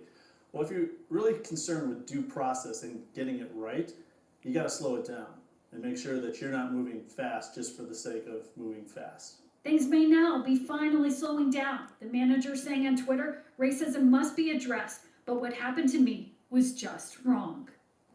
Now that manager also saying she is grateful that Chipotle offered her her job back. She said she worked hard for that job and she is grateful for all the support she's gotten from people around. Nah. Maybe you're already a manager. Now we need to make you district manager. If you were already a regular, yeah, we need to bump you up, homegirl. You need to get more than what you got right there. It's not her fault that she went above and beyond and knew what these dudes was about. And they got the nerve to post the dine and dash on their Twitter accounts. Oh man, come on you guys, let's show it is what it is. Our energy's off the charts, premium good vibes, blazing hot topics, and non-stop media insights. The #1 interactive live show with myself, BOOGOTTINYC. It's official, you guys, right here on Our Bottom Line. Come on in every single day. Have you subscribed yet? Because we're working on getting up to 74,000 subscribers. We've already got 73 plus 6. That's right, we're on our way to 74, you guys, and we appreciate you guys, and that's why we work so hard to earn your subscriptions and your memberships. Let's keep on moving forward, you guys. Let's go. We got to get on over to Rhode Island, where Ronald Fisher, a man who disappeared during the 2005 R-word trial, he was captured on a sailboat. Guess what? He's a man about the earth. He's really good when it comes down to navigating, at being a captain. He actually R-worded this person on a boat. He's been on the run for now 21 years, navigating and moving through the world. Guess what? Just got caught, and now it's time for justice. Let's go. Breaking at 6, one of Rhode Island's most wanted is grabbed off a boat off New Jersey. Dr. Ronald Fisher had been on the run for decades. A source tells NBC 10 News that Dr. Fisher is now in custody. The dude straight up went off the grid and lived on a sailboat. In New York. NBC 10's Leanna Falk is in studio with a breaking update. Leanna? Patrice Jean, after more than 21 years on the run, Ronald Fisher is now in custody. U.S. Marshals and the U.S. Coast Guard caught him on a 56-foot sailboat, the Silver Lining, about a mile off the New York-New Jersey coastline. The sailboat was registered under the name Richard Graydon, an alias used by Fisher. Now, he took off more than 2 decades ago while on trial in Newport for raping a woman on his boat in Rhode Island in 2003. Rhode Island State Police called him a master yachtsman, an internationally connected world traveler, when they added him to their most wanted list. Fisher was also featured on America's Most Wanted. In a statement just into our newsroom, Wing Chow, the U.S. Marshal for the District of Rhode Island, says, quote, "We hope today's arrest brings a measure of justice and long-awaited closure to the victim and everyone impacted by these crimes." Glad they got him up off the streets, you guys. He thought that he was going to be sailing, takes me away where I always did it. That's my joint right there. Thought he was going to keep on sailing, huh? Sorry about that. Nothing but smooth sailing tonight. Them police had a different thing for you, huh? They said, come here for a minute. Watch your head. And now you got to face your charges, you guys. Let's go. Let's keep on going, because now we got to get on over to Georgia. That's right, let's go. We got 3 Fayetteville officers who've been fired after the misuse of the flock cameras. You guys know the surveillance cameras. Probably watching their spouses, and got reported. And then the spouses was like, you know what, I'm tired of you following me. How you able to do that? I was watching it. Oh yeah, probably got them in trouble. Be careful, you guys, because with great power comes great responsibility. In Fayetteville, the city police department has fired 3 of its officers. They are accused now of misusing surveillance cameras that read license plate. 11's Doug Richards is live in Fayetteville. Doug, this is not the first time this happened before, right? No, this is something that's not exactly commonplace, but at the same time, we seem to be talking about it more and more frequently as license plate reading technology grows from Georgia and beyond.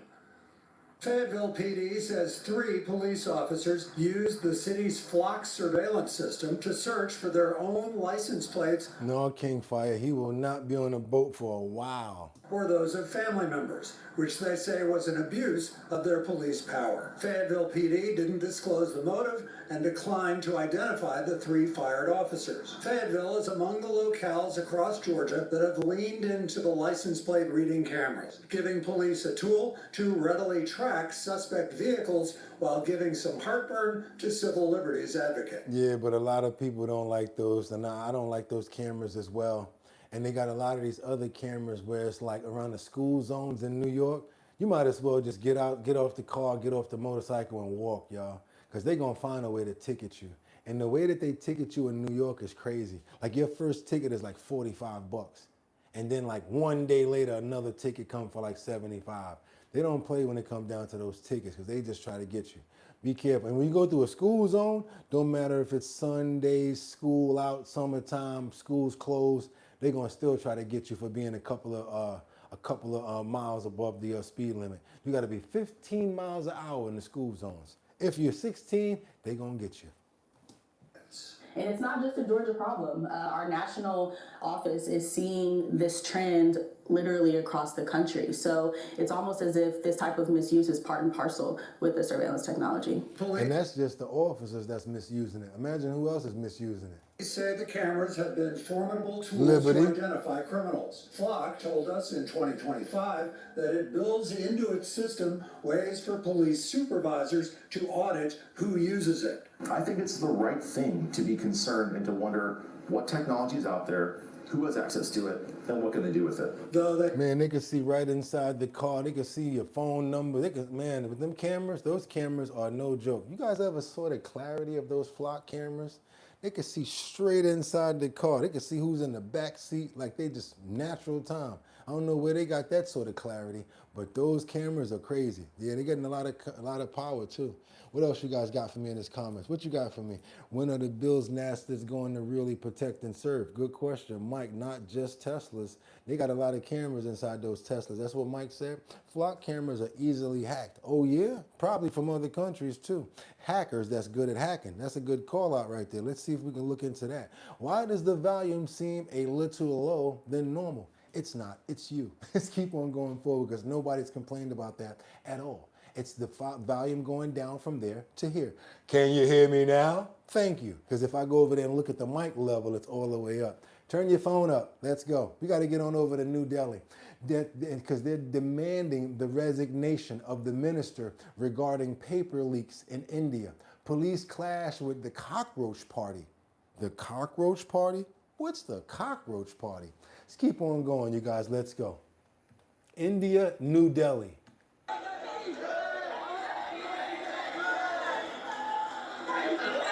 It's a packed house. I don't think I want to be part. We do this. We don't concentrate all the time on the volume from up there. We come down and we talk as well. And when we do that, we make sure that we turn that down to stop it as well as to keep the same volume. And then we louder. Damn, they can hear me up the block. Security personnel deployment.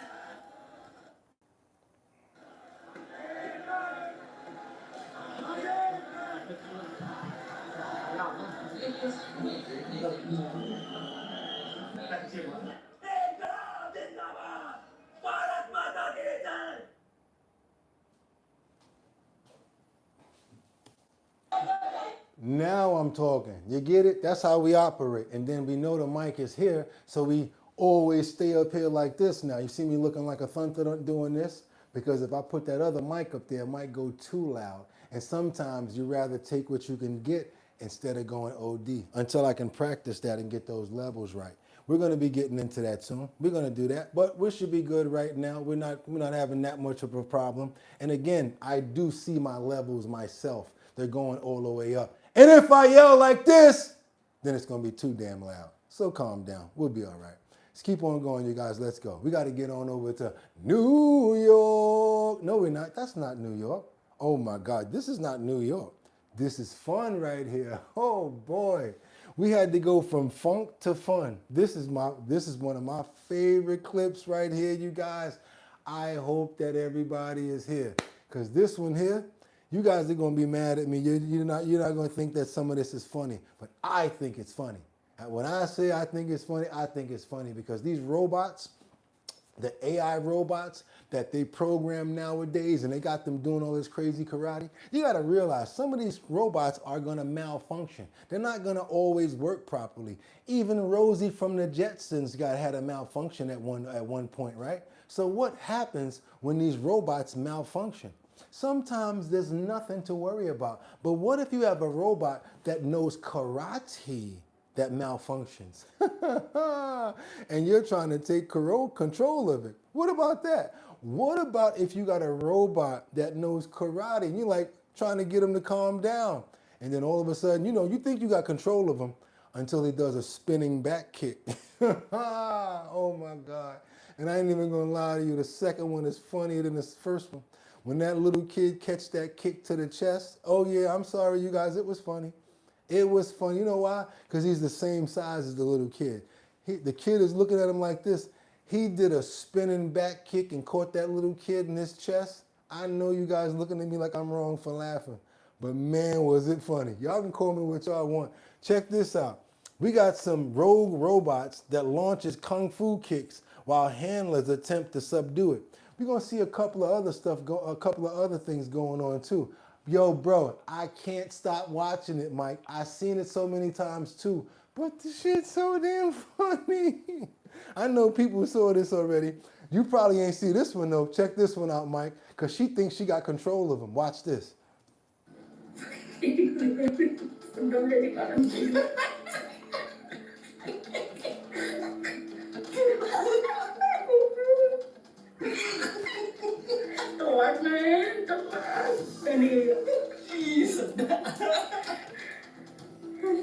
Now you in trouble if you done taught this damn thing how to fight like Jet Li, Bruce Lee, AI, because them damn things can learn how to fight. What if they stop listening? Next thing you know, Got the Krav Maga AI robot out there ready to tear your ass up in the living room. You know what I'm saying? Who gonna come help you?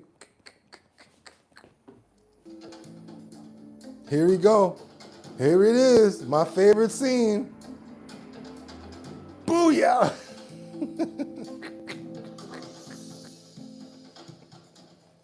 The messed up part about it is they know it's funny, because if they didn't think it was funny, they wouldn't have played it twice.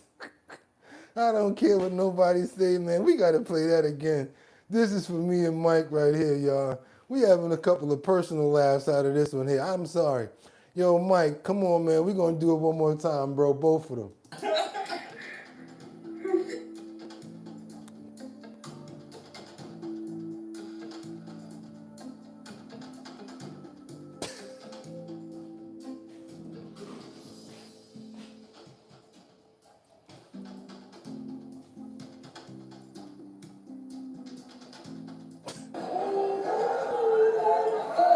Talking about put him down, boy. Put him down on his back. I mean, that wasn't, I know it's bad because it's a little kid, but come on, y'all. The fact that they was the same size and he was just like looking at him, observing regular.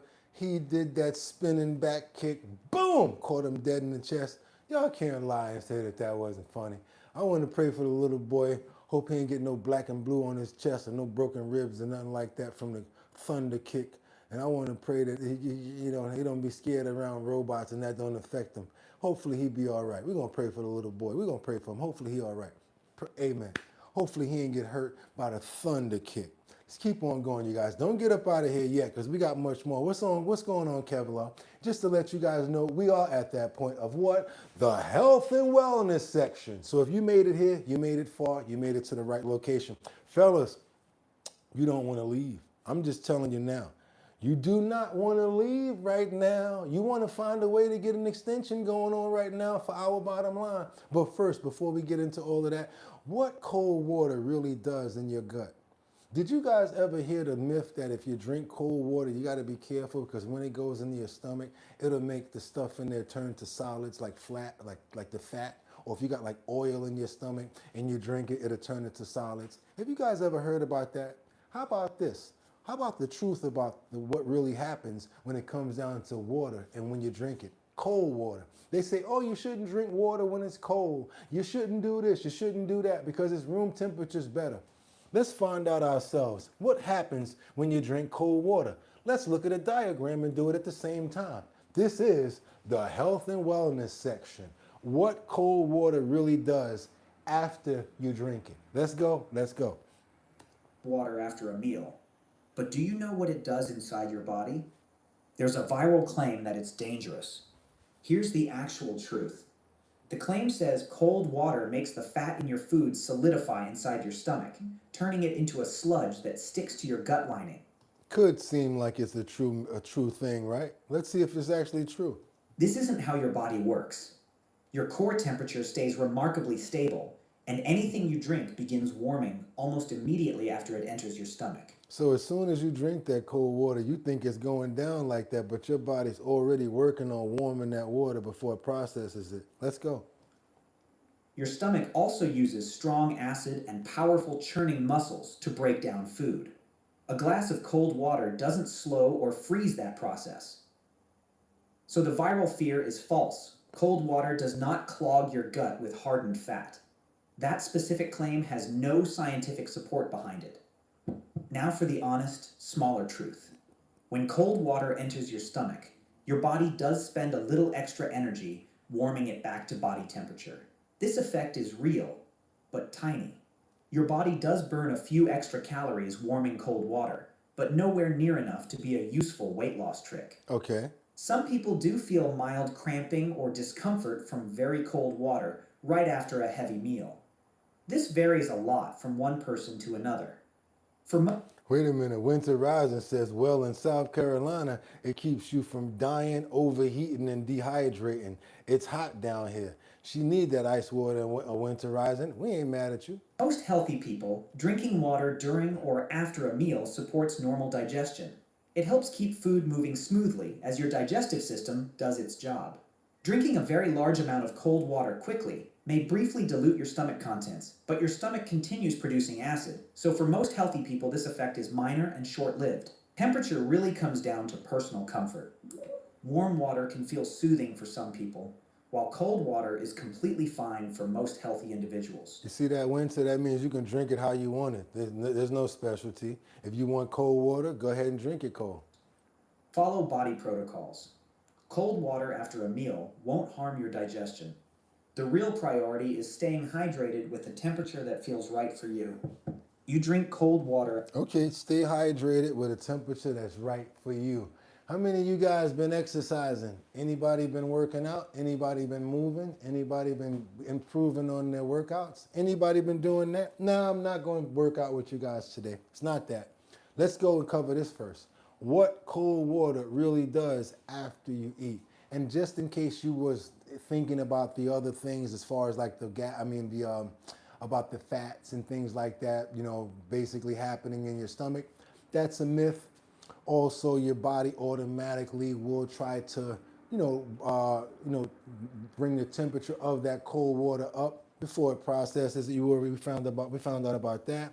So I guess it comes all down to your preference. Whoever prefers cold water, and if you can tolerate it, go for it. If you like room temperature water, go for it. There's no specifics in it when it comes down to you. It's your preference. Cold water, it's up to you. And guess what? We're nowhere near the end of this health and wellness section, you guys. I've been doing this for a long time now. I've been not using my chair when it comes down to standing. I've been doing a lot of squatting. I know you guys can't see me right now, but you know what? You do it for a reason, because guess what? If you can squat for a certain amount of time, and if you can hold that position for a certain amount of time, you're doing nothing but better for your body. And you guys, if you've been here before, you kind of get an idea where we're going today. That's right, you guys. It's time to get into the moves method. We got small, quiet, consistent daily habits that will help you moving forward. I know you guys are thinking, oh, I don't feel like working out. Don't want to do that. Don't want to do it. This is for the people who would like more energy, to be able to stay up longer, to have more neural paths growing inside of their brains, because exercise does that. It assists in helping grow new pathways, which are called neural paths in your brain. Helps a lot. So guess what? We're going to get into the moves method, you guys, and we're going to get into that right now with one of your favorite people. Let's do it, you guys. Let's do it. The moves method. Let's go. We have to get into this right now, and I hope you guys already know what we're about to do. And if you guys have started squatting, moving, flexing, you got to start moving all of those muscles in the morning. How many people wake up in the morning and just move around to see what part of their body's like, giving them a little bit of soreness or a little bit of pain? For me, I'm going to be honest. For the last 2 freaking months, I've been having problems with my wrists. That's why you guys have been able to I ain't been able to do the click in the morning.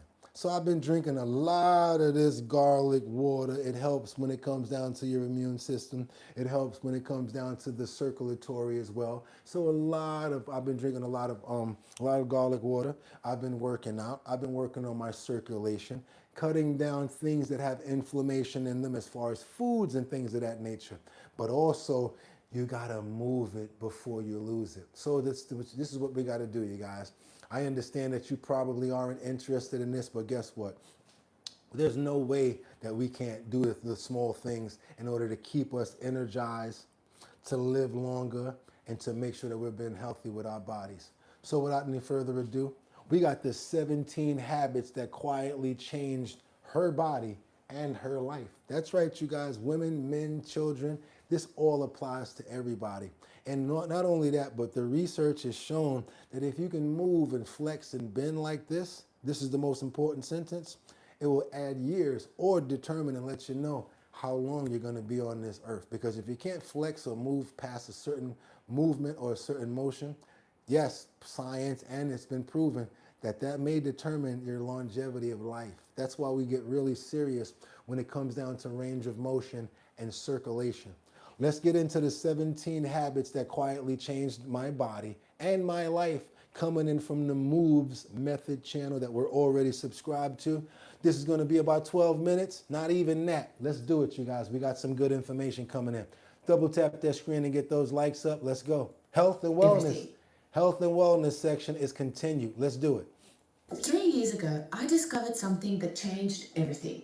And it wasn't a new training program, it wasn't a new diet, it wasn't some revolutionary fitness hack. It was something much simpler and much harder. It was the realization that the quality of your body and the quality of your life isn't determined by what you do occasionally. It is determined by what you do every single day without thinking about it. Your habits. And I'm not talking about the big dramatic habits. I'm talking about the small, quiet, daily habits that nobody sees and nobody congratulates you for. So in this video, I'm going to share 17 of those habits with you. The ones that have completely transformed my body, my movement, my mindset, and my quality of life. These will go by ridiculously fast. Trust me, these 17 movements and the 17 things that she's going to tell you, very fast. You want to hear this. Trust me. Some of these habits are physical, some of them are mental. Some of them are going to sound so simple you'll want to dismiss them, but don't. Because simple is not the same as easy.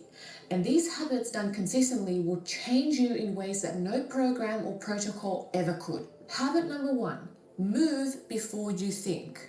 Now, the first thing I do every single morning without fail, before I check my phone, before I make coffee, before I do anything, is move. Not as a workout, not as a routine, just moving my body and checking in on how it feels. Yes, how does my body feel? Does my back all right? My legs? Okay, do I have any soreness? Tell the truth, you don't do it. I have not been doing that. I never think to that. You just get up and do what you got to do. But these are good points to do, points of reference. Let's keep on going.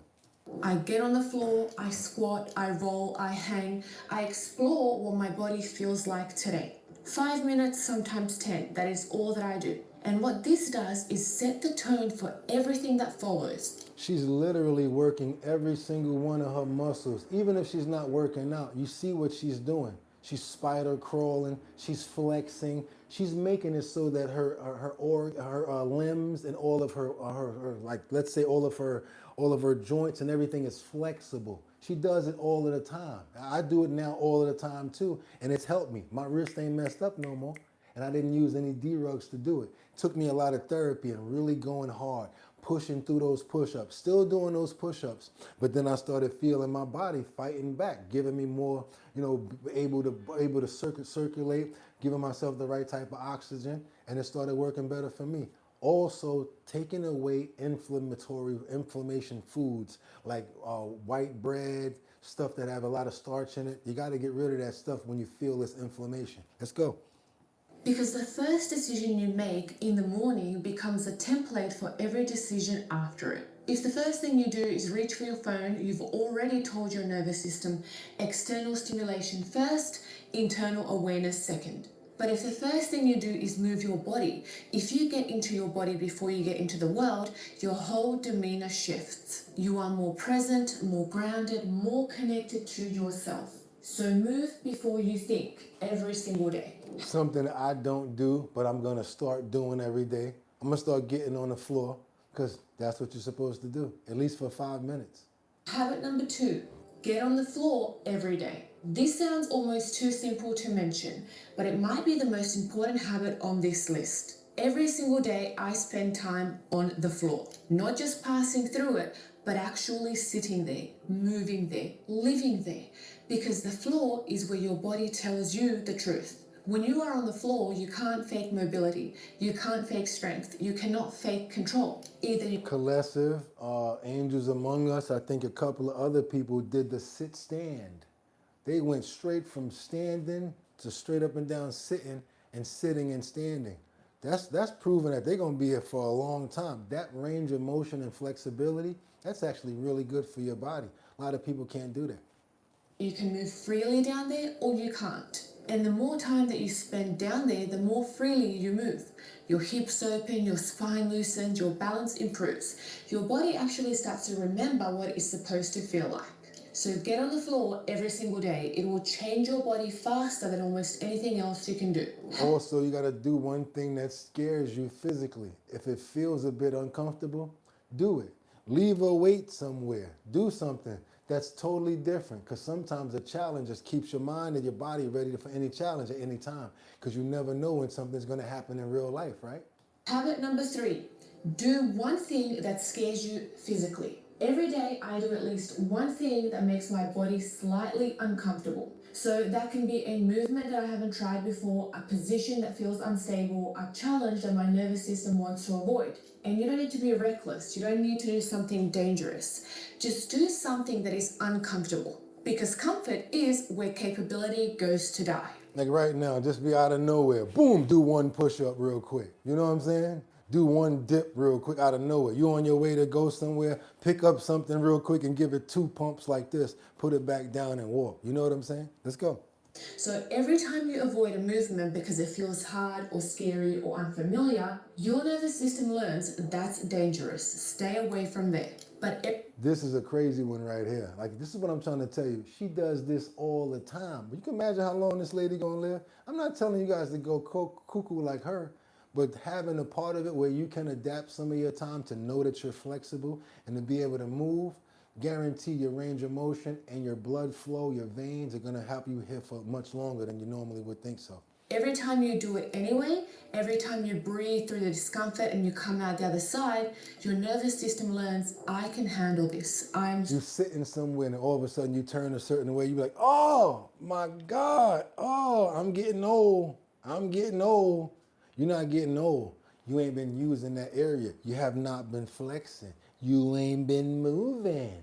You got to move it, move it. Moves methods, that's her name. Moves methods, you guys. Strong, and your world gets a lot bigger. So one uncomfortable thing every day, that's the habit. Habit number 4, accumulate movement throughout the day. I stopped thinking about movement as something that I do for an hour and then stop. Now I think about movement as something that I do all day, in small doses, constantly. A squat while I'm waiting for the coffee, a hang from the door frame between calls, a crawl across the floor while I'm thinking through a problem. You see me do this sometimes. I be doing crazy stuff that you guys be like, what the hell Boogotti doing? That's those things that she's talking about. She didn't even have to tell me to do that. She didn't have to tell me to do that. All types of, like, what the hell is he doing right now? I'm trying to look like if I could do the swan move right now. Because I want to see if that muscle on the back of my leg going to give me a Charlie horse. It ain't doing it no more, though, because I've been moving. I've been moving. I've been moving. I make it a habit to walk instead of drive, to take the stairs instead of the elevator. I don't take my I don't take the elevator, especially going down. I take the stairs going down, and if I feel like really being healthy for myself, I'll take the stairs going up. And I live on the 6th floor. These aren't workouts, they are movement snacks, and they add up to something extraordinary over time. Because your body doesn't care about the hour that you spend in a gym, it cares about the other 23 hours. So move through your day. You heard about that? Life don't care about what you do in the gym. It cares about what you do with the other 23 hours. She basically letting you know that 1 hour is not really everything. Find a way to bring these elements into your lifestyle. And it's a part of you all the time. So when little things happen, it's not banging you out of the way. You're not so scared. You're already used to it. You're already used to picking up something heavy. You know how to turn this way. You know how your body's going to be able to move because you already play with your range of motion. Don't wait for it. You got to go after it. You got to move. Not just during your workout, but all the time. Habit number 5, train your grip every day. Grip strength is one of the most well-researched predictors of longevity and overall health. And ironically, most people never train it. So every day I hang from a bar, from rings, from a tree branch, from whatever I can find. Not for long, just accumulated time throughout the day. So something over the door, one of the pull-up bars, you don't got to do pull-ups. Put it up there and sometimes just hang from it. It actually helps with the circulation too, and it helps with your joints too. Feel real good after you hang for a little while. I also make it a habit to carry heavy things. So I'll do it for 30 seconds here, a minute there, and by the end of the day, I have accumulated 5 to 10 minutes of grip strength. And what that does to your shoulders, your spine, your posture, your grip is remarkable. The reason I like the fact that you guys are calling out her age and the things that she's doing, I don't want you to look at it like she can do this because of her age. I like the fact that she's doing it and she's not going to stop doing it. So imagine how her life is going to be as she ages. She's telling us things how for us to live longer. And I like the fact that she's young, because maybe we get some more younger people up in here. Maybe people will strive to be like that. So hang every day, carry heavy things every day, and your future self will thank you. Also, you guys, if you eat less every day, it'll be good for you too. It's kind of like the thing that Miss Swanza says that she does. What do you call it, Miss Swanza, if you're still here? What sort of dieting is that you do, Miss Swanza? She does a certain type of dieting, and I'm actually going to start picking up on it too. It's, I think it's where like you may eat for 1 hour and 23 hours you'll be off or something like that. Yeah, I like the way that Miss Swanza does her there you go, and she right on point with it. Intermittent fasting. Miss Swanza don't play around with that intermittent fasting, so she gets what we're talking about over here. She knows what she's saying. So you're going to train your grip, and now what we're going to do is we're going to eat less throughout the day. That actually gives your internal organs like your liver and your kidney less work to do. When you eat or drink, you're giving your kidneys and your liver food to process, thereby more work, it has to put more work out. Habit number 6, eat less throughout the day. Now, I've personally been eating 1 meal a day for years now, and it's one of the most transformative habits that I have adopted. Not because of the weight management, not because of the metabolic benefits, although those are very real. For me, the benefits lay in the mental clarity. When you're not constantly thinking about food or food prep or what you're going to eat, you're not planning meals, you're not even managing hunger, your mind is free to focus on other things. And that focus compounds over time dramatically. I feel a lot sharper, more present, more in control of my energy and my attention. But I do not advocate 1 meal a day for everyone. But I do advocate eating less frequently throughout the day and shortening your feeding window. Now we're going to throw in a disclaimer. Ask your doctor before you do any sorts of fasting or any sort of dieting, because if you're on medication or you got certain things that they want you to have, certain nutrients and vitamins, we do not want to take that away from what your doctor's prescribing. Also, someone said about her heels, the way that her heels are all the way down, number one, the way that her butt is all the way down as well, making that crest. Yeah, she attractive and all of that. We see all of that. We see the FMP in the front and all of that. Yeah, we see all of that. But we also don't notice how she's been doing this for like the last 15 minutes. Well, she's going to be doing this for 15 minutes. And she does it all throughout the day. She doesn't have a chair. She does this only, all the time. And the way that you can sit past your heel also determines your longevity in life. Seriously. And then also practice. At a certain point, you put a book under there too. You put a book in the back under your heel so that you can be kind of on a hill. And then after a while, once you release the book, now you're flat on your heels. Let's keep on going, you guys. Let's go. If you've never tried it, I would challenge you to experiment with this for at least 30 days. The clarity alone is worth it. Habit 7, spend time in a deep squat every day. Now, the deep squat is the most resting position. And sadly, most adults can't do it. So every day I accumulate time in this deep squat position. Not as an exercise, as a resting position, as a practice. I learned it too. And you see the way that she got her elbows like that? I learned that too. And I was scared, like, yo, bro, let's see how long you can do this. And I was happy that I could actually do it for a very long time. I could literally do it almost for the whole show, but you guys won't be able to see me. And I'll be looking kind of crazy because I'm not moves methods. That's what she does for her show. So while I'm reading, while I'm on my phone, while I'm watching something, while I'm filming these videos for you. And she taught me this, and this is what I'm trying to tell you. I learned the book trick from her. Get a book and put that book up under there. That helps you out. Then once you're really ready to land, get rid of that book. I learned it from Moves Methods, you guys, and we learn it from each other.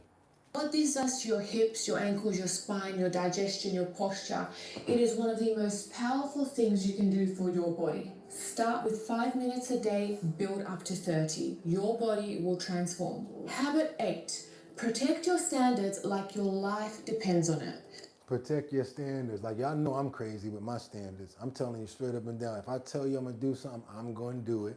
If I tell you I'm going to be here every single day at 6 o'clock, I'm going to be here. If I tell you I'm going to wear a suit every day, I'm going to do it. You know what I'm saying? You got to have a certain standard that you live by, certain practices that you live by, and do it and have standards for yourself because they're going to automatically be shown throughout the world. And you might not get no gratitude for it or no praise for it. That's not what it's about. It's about having standards for yourself. So that means if you say you're going to work out, do it. If you say you're going to do something, do it. Stick to your standards. So this one isn't physical, but it might be the most important habit on this list. I have high standards for how I move, for how I train, for how I treat my body, for how I show up every single day. And I protect those standards like my life depends on them, because it does. The moment you start negotiating with your standards, the moment you start making exceptions and finding reasons to lower the bar, is the moment that everything starts to slide. Jack Welch in 1771. That's why the Bible says to fast. Even Jesus knew that we had parasites. Number one, there you go. Also, your body cleans itself up after you get rid of whatever's in your stomach and in your kidneys. Now your body's going after those parasites and all of that fat, using the fat in your body. So that's actually another way to detox and clean yourself. That's why Miss Swanza does the intermittent fasting. And it might not be dramatic. It is slow, it is quiet, one compromise at a time until you completely lose yourself and you don't even know what happened. Your standards are your identity. Protect them at all costs. Habit 9, train your weaknesses, not your strengths. Train your weaknesses. We talked about that before. If you're already good at doing push-ups, you're already good at doing running, you're already good at, but you suck when it comes to doing pull-ups, you suck when it comes to doing sit-ups, train on that stuff more than the stuff that you're good at, because it'll make you sharper in that area. Most people train what they are already good at because it feels good, because it feels comfortable, because it confirms a story they want to tell about themselves. But your weaknesses are where your fragility lives. Come on, y'all, 200 almost. Come on, we're trying to see if you guys gonna get those likes up. I know we got a couple of people trying to pay attention out there, but I think we can do it. If we can get up to 300, let's go ahead and get 200 solid first. Let's get locked in with that 200 and let's do it. Let's go ahead, you guys. Let's go. You got 108 away. Give me that 8 likes right there to get us to that 200 and we'll work the rest. Let's double tap that screen and get those likes up because we're going to be sending out 6 Our Bottom Line keychains and 6 Our Bottom Line decals. Let's keep on moving forward, you guys. Moves methods. We're up to number 9. So every day I spend time on the things that I'm worst at, the movements that feel impossible, How the hell is she doing that? Do you see her cycling upside down?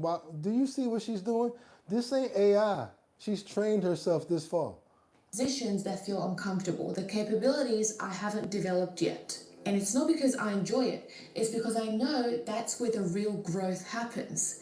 So train your weaknesses, that is where you become unbreakable. Habit 10, move in nature every day. There is something that happens to your body when you take your... I don't know if you noticed, but I go to the park every day. For my lunch break, I go out to the park, I go look at the birds, I go get some air. I don't stay in the office all day and just cooped up. I gotta get outside and get some air. And that little break right there, when I come back, then it feels like a whole new day to me. Just the fact that I got that little break.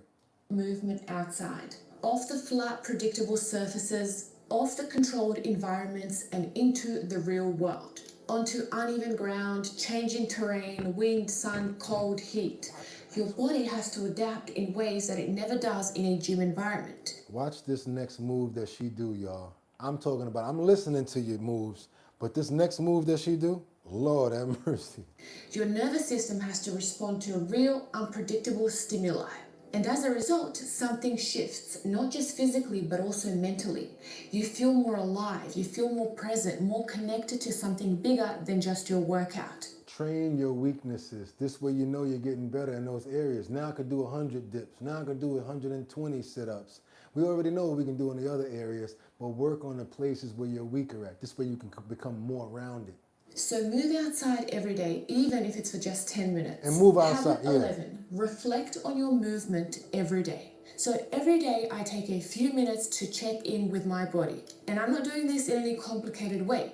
Just a simple scan of my body, head to toe. What feels tight, what feels free, what is different from yesterday? Because your body is always communicating with you, but all of us are so busy that we just don't pay any attention. So what's the thing about that, you guys? If your body, you talk to people on the phone, we text people, but when your body's talking to you, we don't pay attention. We gotta pay attention because once if your body's talking to you, positive or negative, we should be paying attention. Most of the time, your body's gonna tell you what's going on. We try to self-diagnose and they tell you we should go to the doctor and things like that, but we don't know something is wrong until we feel pain or we see something. That's why we need to check and examine ourselves. Check and see what's going on. You got a little bit of something going on over here. I got inflammation going on. I need to work on the foods I'm eating. Because sometimes you can help yourself by noticing what's going on with you.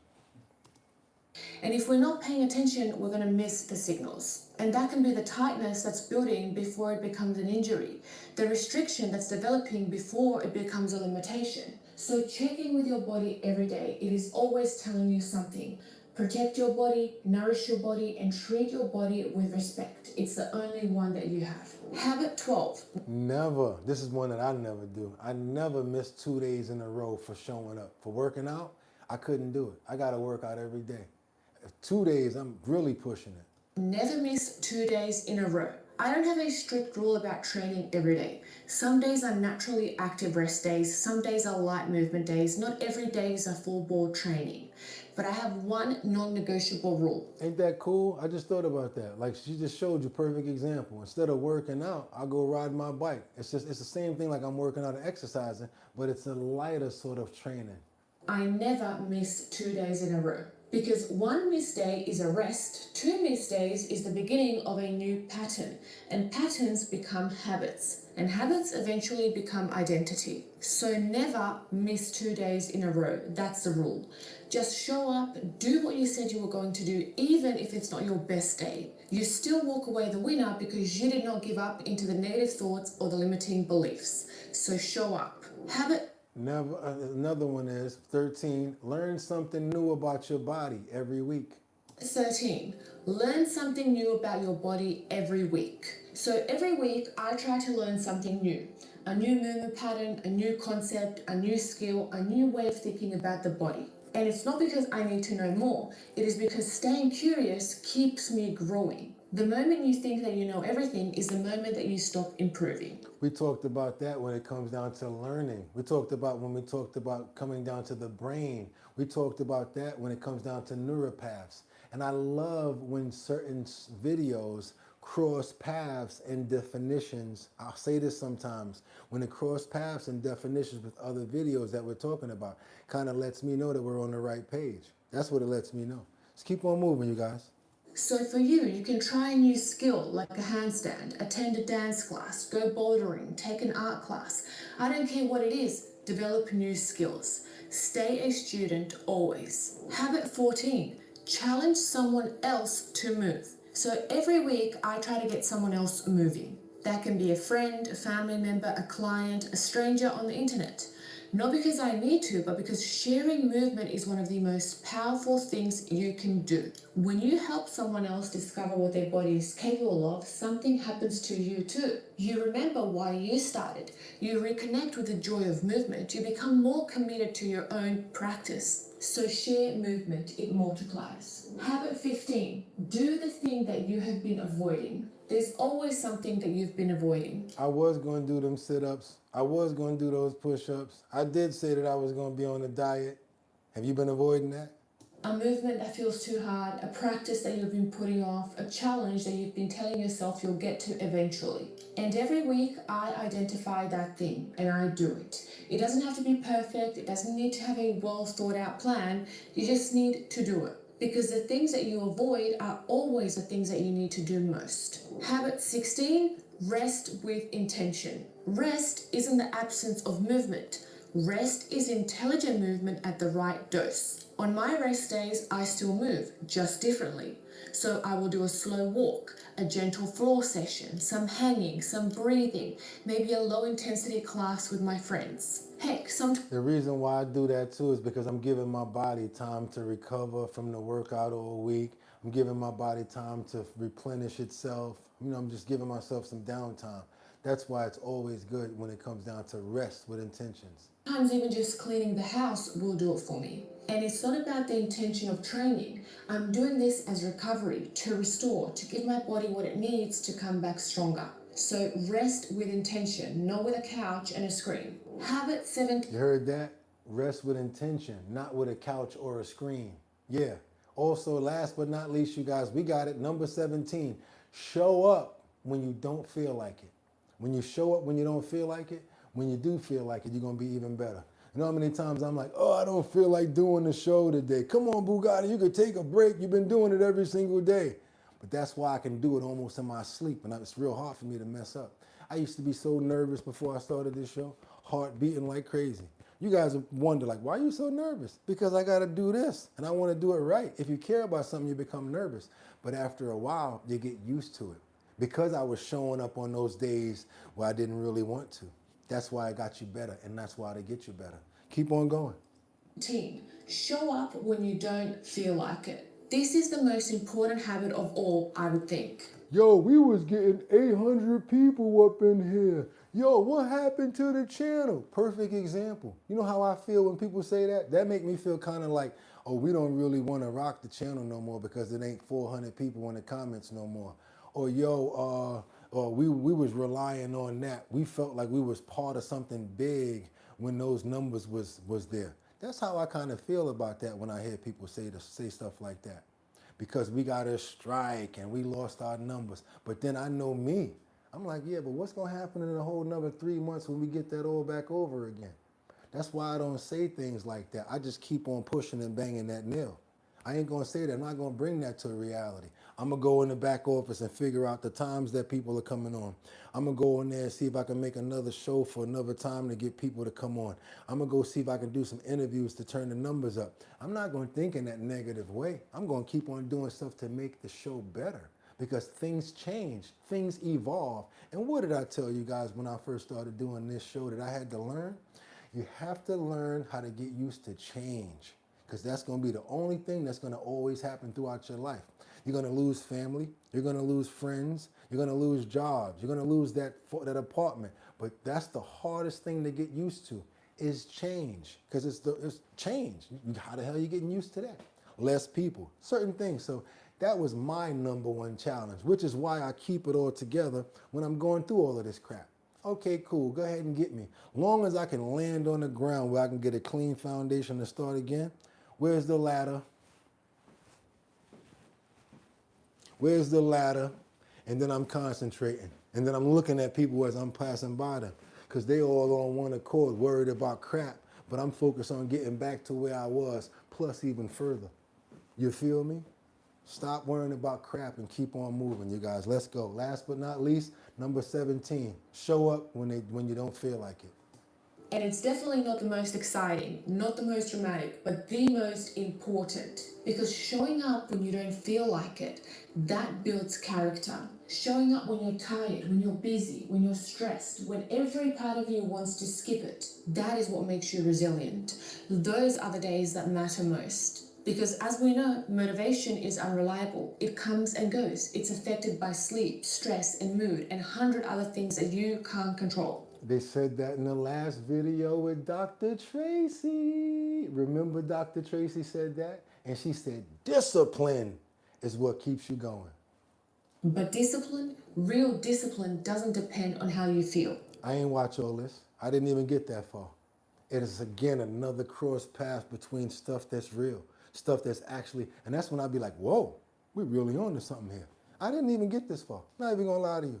It depends on who you are as a person. It depends on your character. And who you are is built in the moments when you show up for yourself anyway. Show up when you don't feel like it. That is the habit that changes everything. Show is almost over. Got the suit on. Did what I had to do. Let's imagine this morning I was like, oh, I don't even want to do it. Now I done pushed through it and I got it over. And I performed while I'm here. You can look back on that and be like, yo, even when you don't want to do it, you know how to do it, or you can do it. And it just makes you better every time. Persistency and consistency just makes you better every time. These 17 habits didn't transform my body overnight. They transformed it one day at a time, one choice at a time, one moment of showing up when it didn't feel like at the time. We're going to run through it. No. I want to do it real quick with my people. I want to run through it real quick if you guys don't mind. I'm going to do it quick.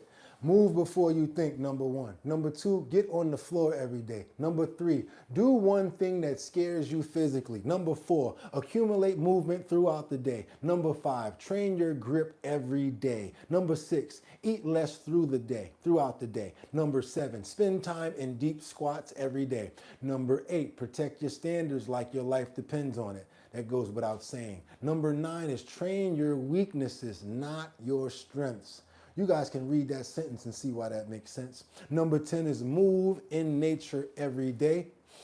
Get out there and breathe. When that vitamin D from that sun gets on you, it's good for your skin. It's good for everything. It's even good for your immune system. The sun is actually rejuvenates you. Number 11, reflect on your movement every day. Reflect on what you did. Reflect on your movements. You get better at doing, at being a human being and as a person when you can reflect, because the next day you can concentrate on other things as well. Number 12, never miss 2 days in a row. Never. When it comes down to working out, not only that, because you're going to perform less and you're going to do less. So now you're going to have to get those 2 days, that momentum back up. Number 13, learn something new about your body every week, whether that's working out, the length that you can hold your breath, how many stairs you can climb, what makes you do certain things, what type, learn something new about your body every week. Also, what else we got? We got challenge someone else to move. Hey, baby, me and you going to do some stretches that I learned on the moves method today. Hey, I want to show you guys this. Get some other people involved because they might get interested and it's going to motivate you too. Number 15, do that thing that you've been avoiding. I don't know what that is, but you guys know what I'm talking about.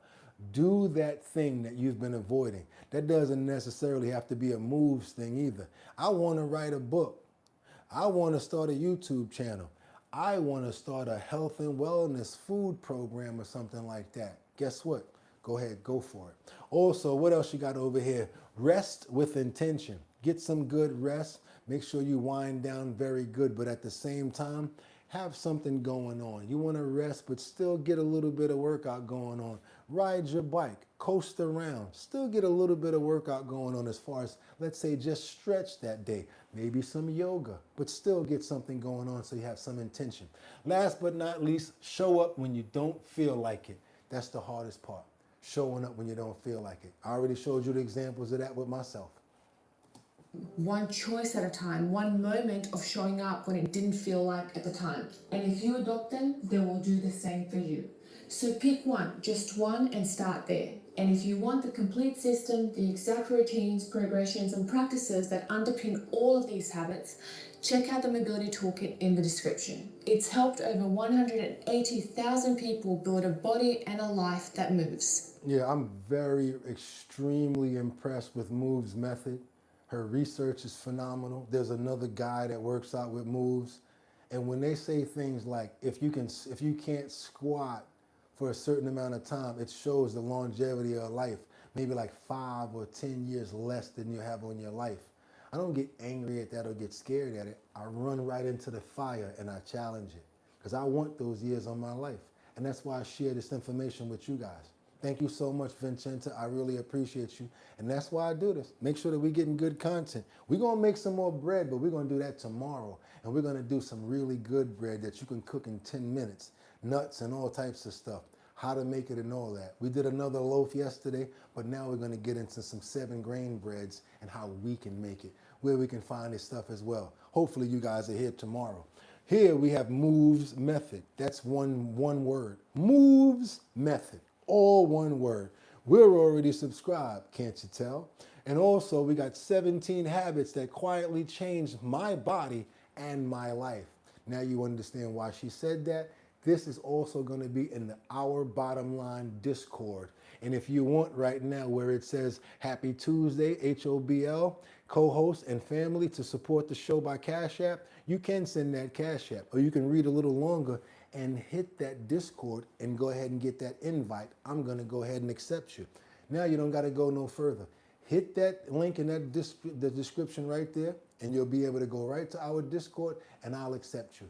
Bottom line, let's do what we got to do. Thank you so much to Moves Method. This will be in our Discord. That's right, today in Our Bottom Line's Discord. We got to keep on moving forward, you guys, because We want to get out there and do what we normally do and what we love to do, especially at this part of the show. We got to show love to who? Those animals. No matter what kind of animal it is, we love them over here, and we love to show you scenes from different animals. This week, today, we got a new situation coming in from a couple who found 2 stranded dolphins. They were beached. They were not probably going to live if this couple didn't save these 280-pound dolphins. What did they do? They sprung into into help mode, wrapped around some string around them, and literally pulled the dolphin back into the water. These are good people right here. You can't find people like this all around the world. I want to say thank you, God, for showing us some of your angels that actually got a chance to reveal their wings. We got a situation here where like I said, a couple finds stranded dolphins on a deserted beach. They would not have been able to make it out of this if it wasn't for this couple. You guys, let's go. He's filming, greeting the dolphins. We found them on It's far outside of cellular service and they can't reach wildlife rescue. the shore. So they decided to rescue the dolphins themselves. They're alive. They're alive. Poor thing. They kept quiet.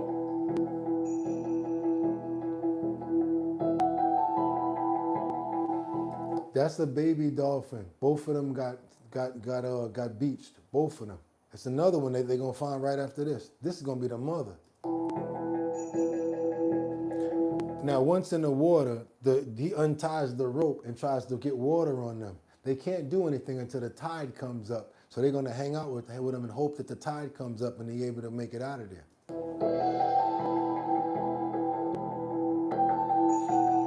Sprinkles water over the little dried out dolphin. But the rescue turns out to be far from over.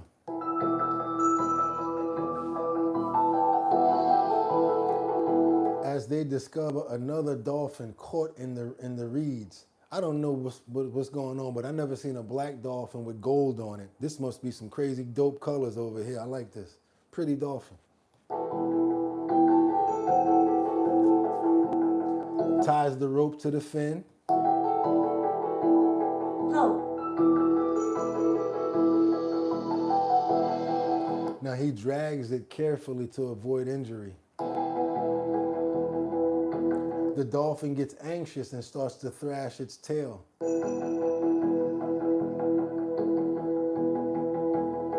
But the man refuses to give up. Now what happened here to make this happen, you guys? The tide got them caught up. They got caught up in the tide and they couldn't swim back out.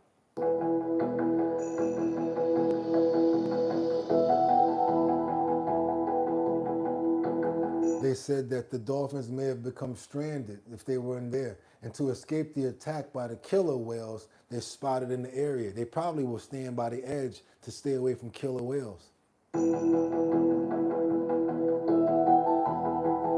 The younger dolphin waits patiently out in the water.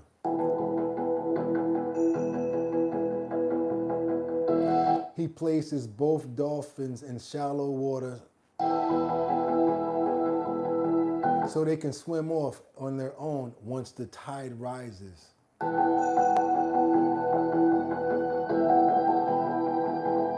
And meanwhile, he keeps sprinkling water on them. That's what I'm talking about when I say angel. Could have just walked by and let them lose their lives, y'all. He helped those dolphins.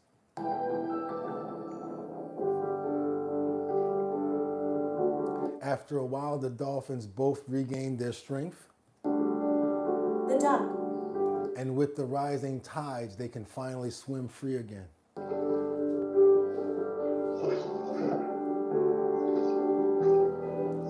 The dolphins recovered and they can return to the ocean again. All thanks to the kind couple who never hesitated to help.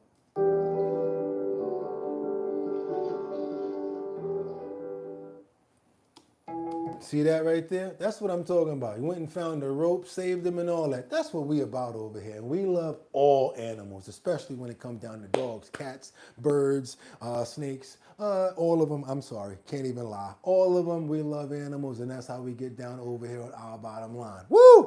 That's right, you guys. And if you want to get trying to promote your business, you're trying to get out there in front of more people to try to get more customers or whatever. Maybe you even need more likes or something like that. We still up to almost 74,000 subscribers. I would say 73,700, something like that right about now.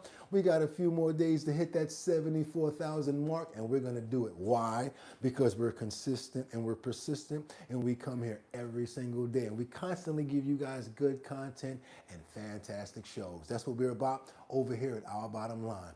And you guys know what I'm about to say, right? Where you at, Miss Swanza? If you're not there for it, don't worry, I got it. You know what I'm about to talk about, right? I'm about to tell you guys about that Show Your Talent search. That's the talent search that we're doing in Manhattan, Bronx, Brooklyn, Queens, and in Staten Island. And plus one person from here. You guys can chime in if you want to be a part of the talent show. That's right. You see what Miss Swanza says? If you want to get lit, you gotta drink Big Drip. This is the talent show that they're sponsoring. And how the talent show goes is like this. All 5 boroughs, especially one person from here, that means 6. You guys are gonna compete, and whoever wins is gonna win $250 in each borough. That's right, whoever's the best, boom, they get $250. After we make everybody compete from all the boroughs, plus one person from here, you're gonna be able to win $1,000. That's not coming from me. It's coming from the people over at Big Drip Hard Punch. I just happen to be one of the hosts. Me, myself, Boogotti NYC, as well as DJ Don Dada,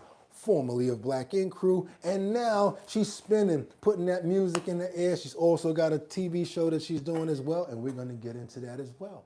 If you guys want to be a part of the Show Your Talent search and come out to the events in New York, plus possibly be a participant here on YouTube Live, all you got to do is go over to the website, www.drinkbigdrip.com. Put your email address inside of that slot that says emails. That's how we're going to be able to keep you guys updated on where we're going to be at. And I'm going to let you know that we're going to be there very soon because we already locked in the distribution and we've been working. That's right, you guys, the Show Your Talent search, where you start off with $250, and if you win, boom, $1,000. Let's see who's going to be able to win that. We still got summer lights out there, you guys, so we still got a chance to do that. And guess what we're about to do right now? Let you know, first of all, we'll be right back here tomorrow, Wednesday, for Hump Day, to do it all over. I know today is Taco Tuesday. Enjoy yourselves and getting those tacos up in the air, you guys. I don't eat tacos, but if you do, keep them fresh and keep them lean. Make sure you're eating the right type of meat. That's right. Take care of yourself. Also, you know what I'm going to say right now? Can't leave out of here without getting those prayers in the air. You know, we just can't do it. I got to get those prayers in the air to make sure that we're all covered. Let the Lord know the same way that we came in here, that's going to be the same way that we roll out, you guys. We're going to thank him for another day. We're going to thank the Lord for being together another day. I'm going to thank him for making sure that I'm healthy, able to constantly come here and show you guys trending topics, current events, and much, much more. I want to pray for every single person here. I want to pray for your health. I want to pray for your family. Also want to pray for respect. We want to pray for happiness. We want to pray for understanding. We want to pray for a group of people that can have a great debate. Why? Because out of debates come solutions. And last but not least, what are we going to pray for, you guys? We're going to pray for love for each and every single person that's here. I'm praying for Vincenta, also liberty and justice. Rebecca Lanyon Bueno chiming in from Grand Rapids, Michigan. We got to pray for Miss Keisha, also Colessive and Angels, Brian King Falcone, Sweet RV. Can't forget about Liberty. Can't forget about Miss Swanza, Colessive. Miss Keisha, Miss Swanza, G-Man. Can't forget about you, Mary Tanner. Can't forget about Big Kahuna.